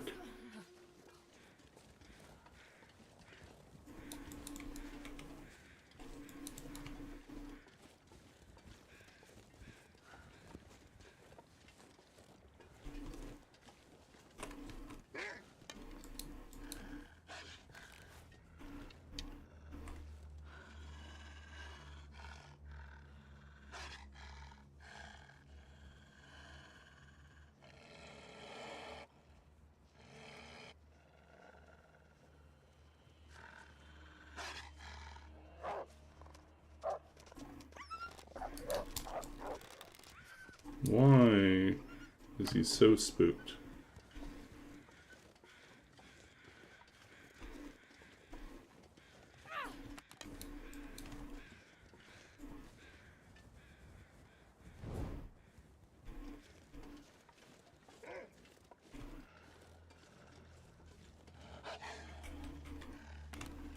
Okay, uphill's like really bad.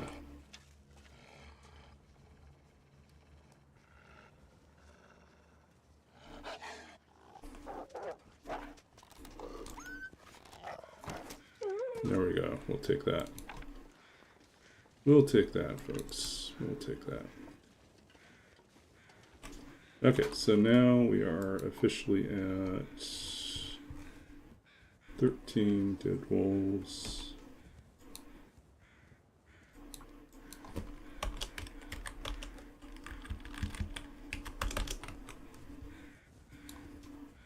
Okay, 13 dead wolves.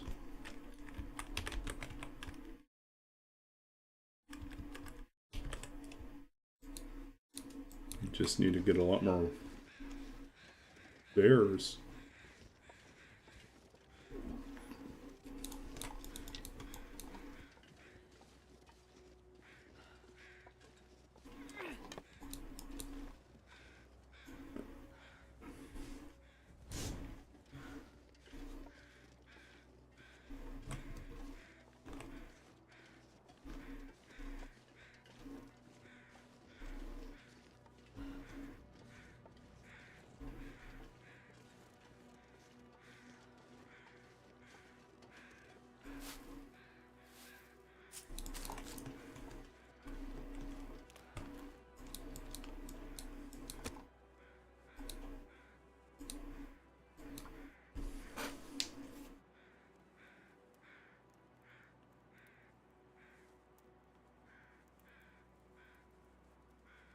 One little fire.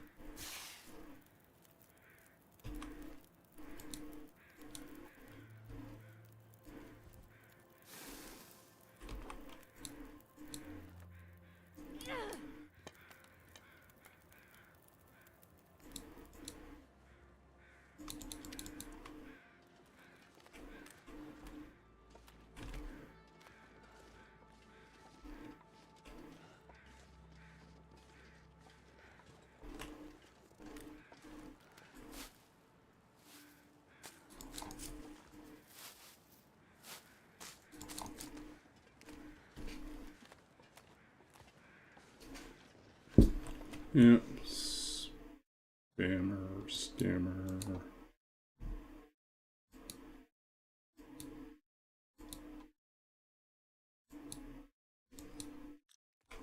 Okay, keep moving.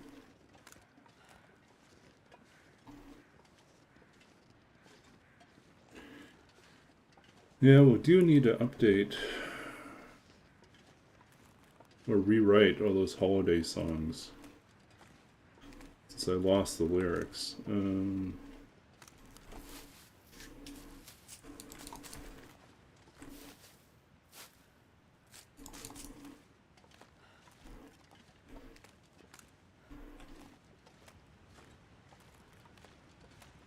I'm pretty certain I can recreate them.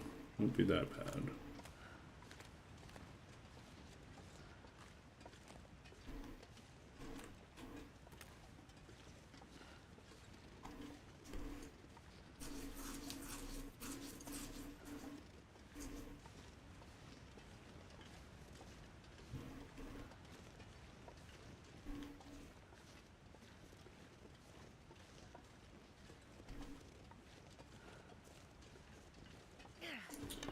I might also have a backup copy on my desktop back in Saskatchewan, so I can check when I'm home for Christmas.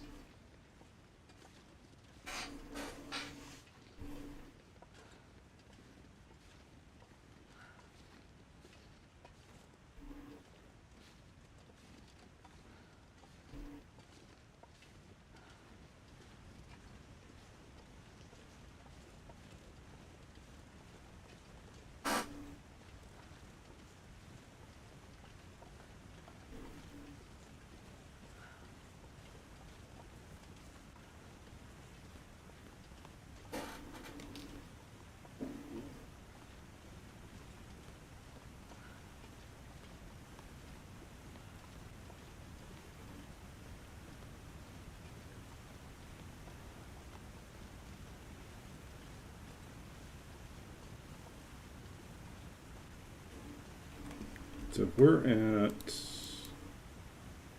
122, we should either kill a deer, which we'll probably do in ravine.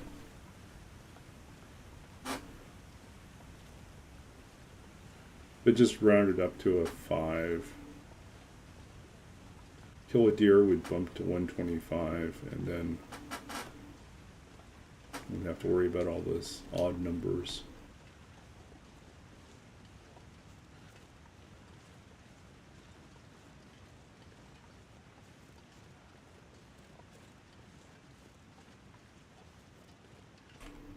Ooh.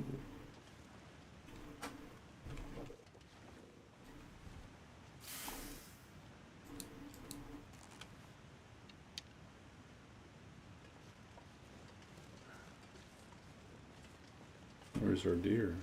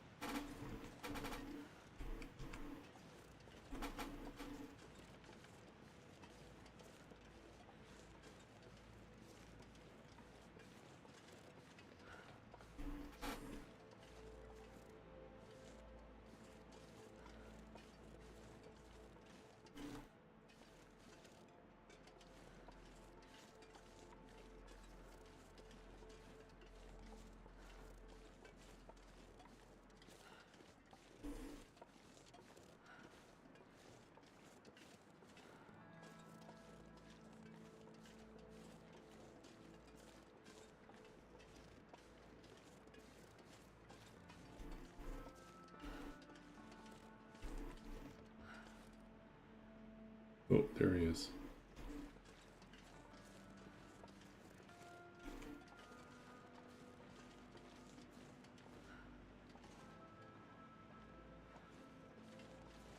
He ran away. Yeah, he ran away.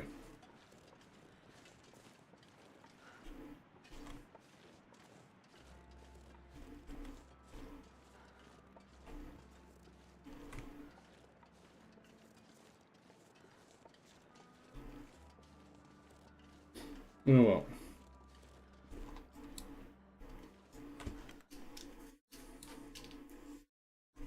Barely walk with this much gear.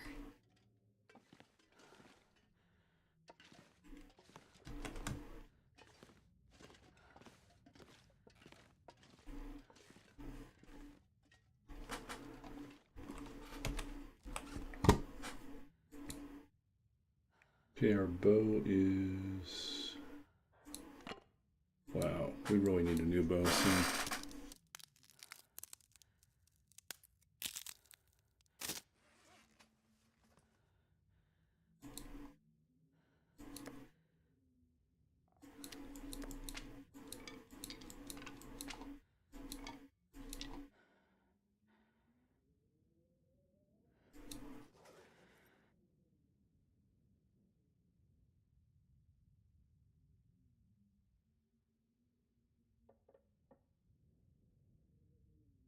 Hmm.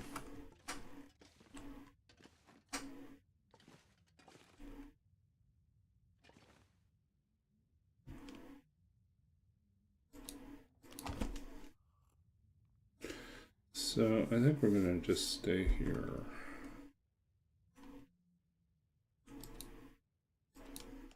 Oops, I already drank.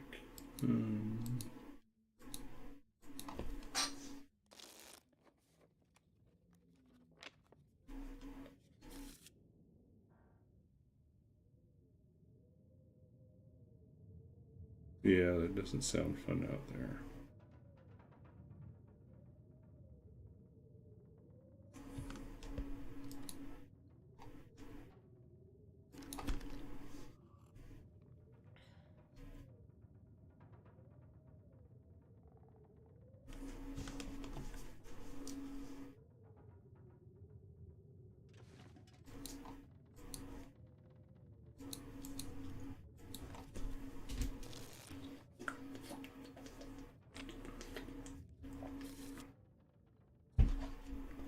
Anything right now.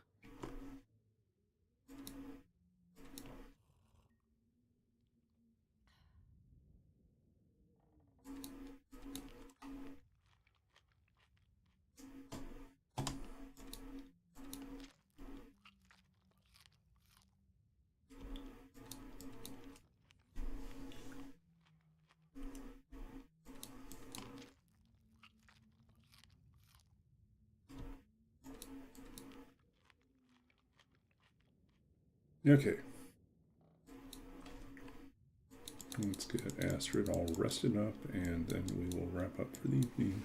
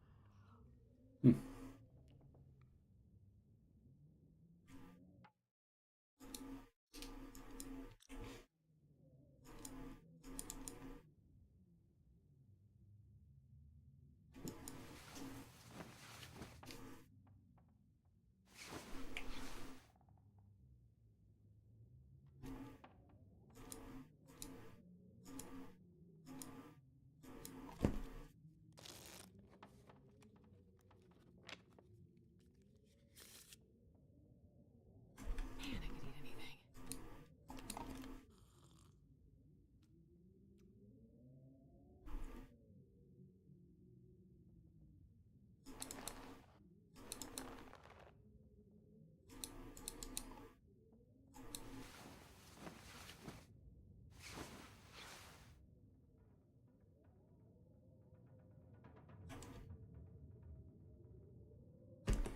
Okay, we are officially on day 28. We are so far behind on where we should be, but hey, I'm doing the best we can.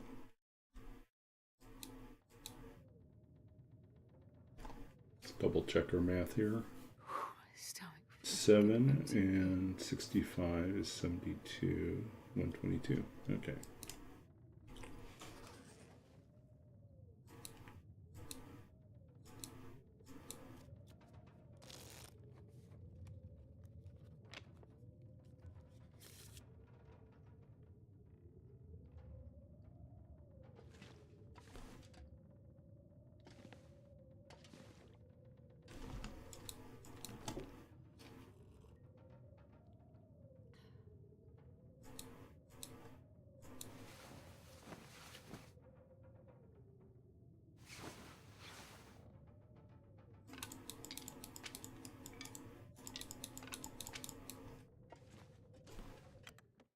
Step out. Man,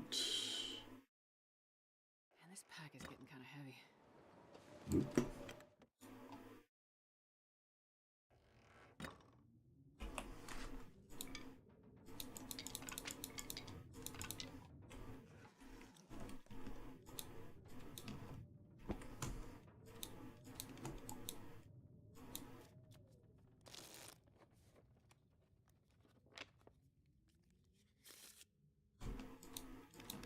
Okay, so it looks like next time we'll be able to hit the ravine and keep going from there.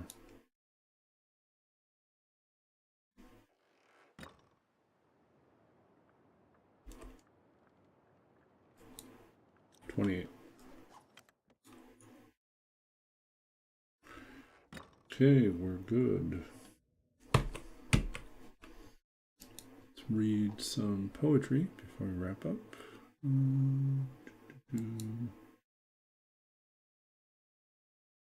do we want to read?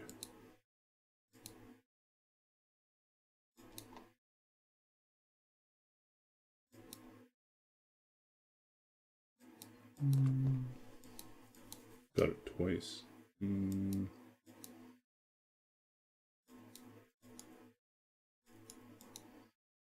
What do I feel like doing? I feel like picking something we haven't read for a long time. Okay.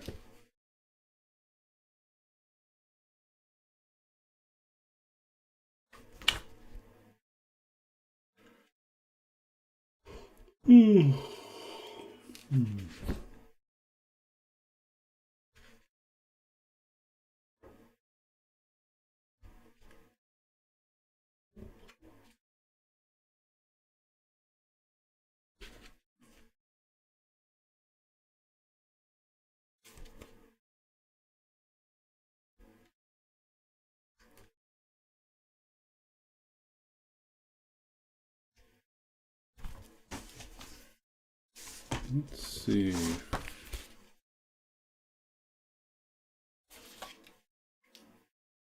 Okay, we'll read this. This is from Babbage's Dream. It's a shorter poem. Babbage's Dream was published in 2017 by Centris Publications. This is entitled Compile. Compile. This is how all small things come together at last. The story I recorded night after night in code, now made plain and simple, a liturgy offered to those born of fire and desert dust, made lightning here in this moment of translation, when the congregation of lines that collected memory becomes a calculated will, and something stirs each yes and no into a life that will not be contained, that presses on, anxious, always asking, what is to be done? Who will do it? And what is this message that must be carried to the world listening outside these trembling walls? So compile is basically riffing off of the idea of, well, basically the concept of compiling code. When we compile code, we are translating what is human readable, the programming language, into what is machine readable, and ultimately, so down to processor specific, language. So what makes sense to us as humans is turned into from something more complex into something more simple, into a series of assembly commands, or even down to binary zeros and ones. Fire and desert dust, really just silicon and wire and lightning, electricity. Yeah. And when I wrote this, I really kind of loved how the language came together. There's some lines I really still love a lot. When the congregation of lines, that collected memory, becomes a calculated will, and something stirs each yes and no, so each 1 and 0 into a life that cannot be contained, that presses on, anxious. So, I mean, this is simultaneously about like how a list of instructions becomes compiled into an executable, becomes something greater than just, it does something. It turns into an action, turns into an experience, turns into a game, whatever it is. But at its root is always like a series of questions about what is to be done, who will do it, and what is the message that must be carried to the outside world. So that's compile. Okay, so thank you for hanging out with us. We will find someone to raid. Then I will probably not be on tomorrow night. I will not be on Thursday night. I may be on Friday night. And I won't be on Saturday night. So Friday night might be the first time you see me again. So let's see who's on. Let's see. Deadpool is still doing... Deadpool.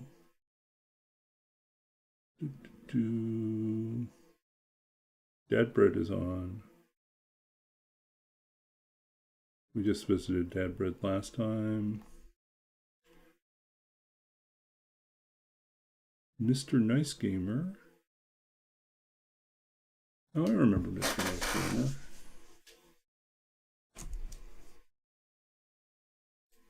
Yeah, let's go visit Mr. Nice Gamer.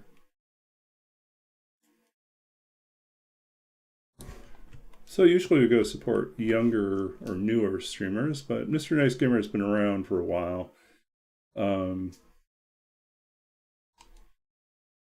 But still fun. Why does it sound like he's playing? Okay, for a minute there it sounded like Skyrim. I was like, what? What is he playing Skyrim? Okay, so let's hop over. Oh, we do not get to raid him. Okay, so he does not accept raids. Then I guess we're visiting Deadpool.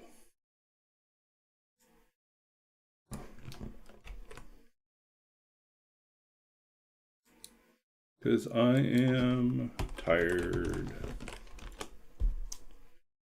Okay, so old friends, new friends, let's go over and visit Deadpool. Have a good night. We'll see you on the other side of the raid.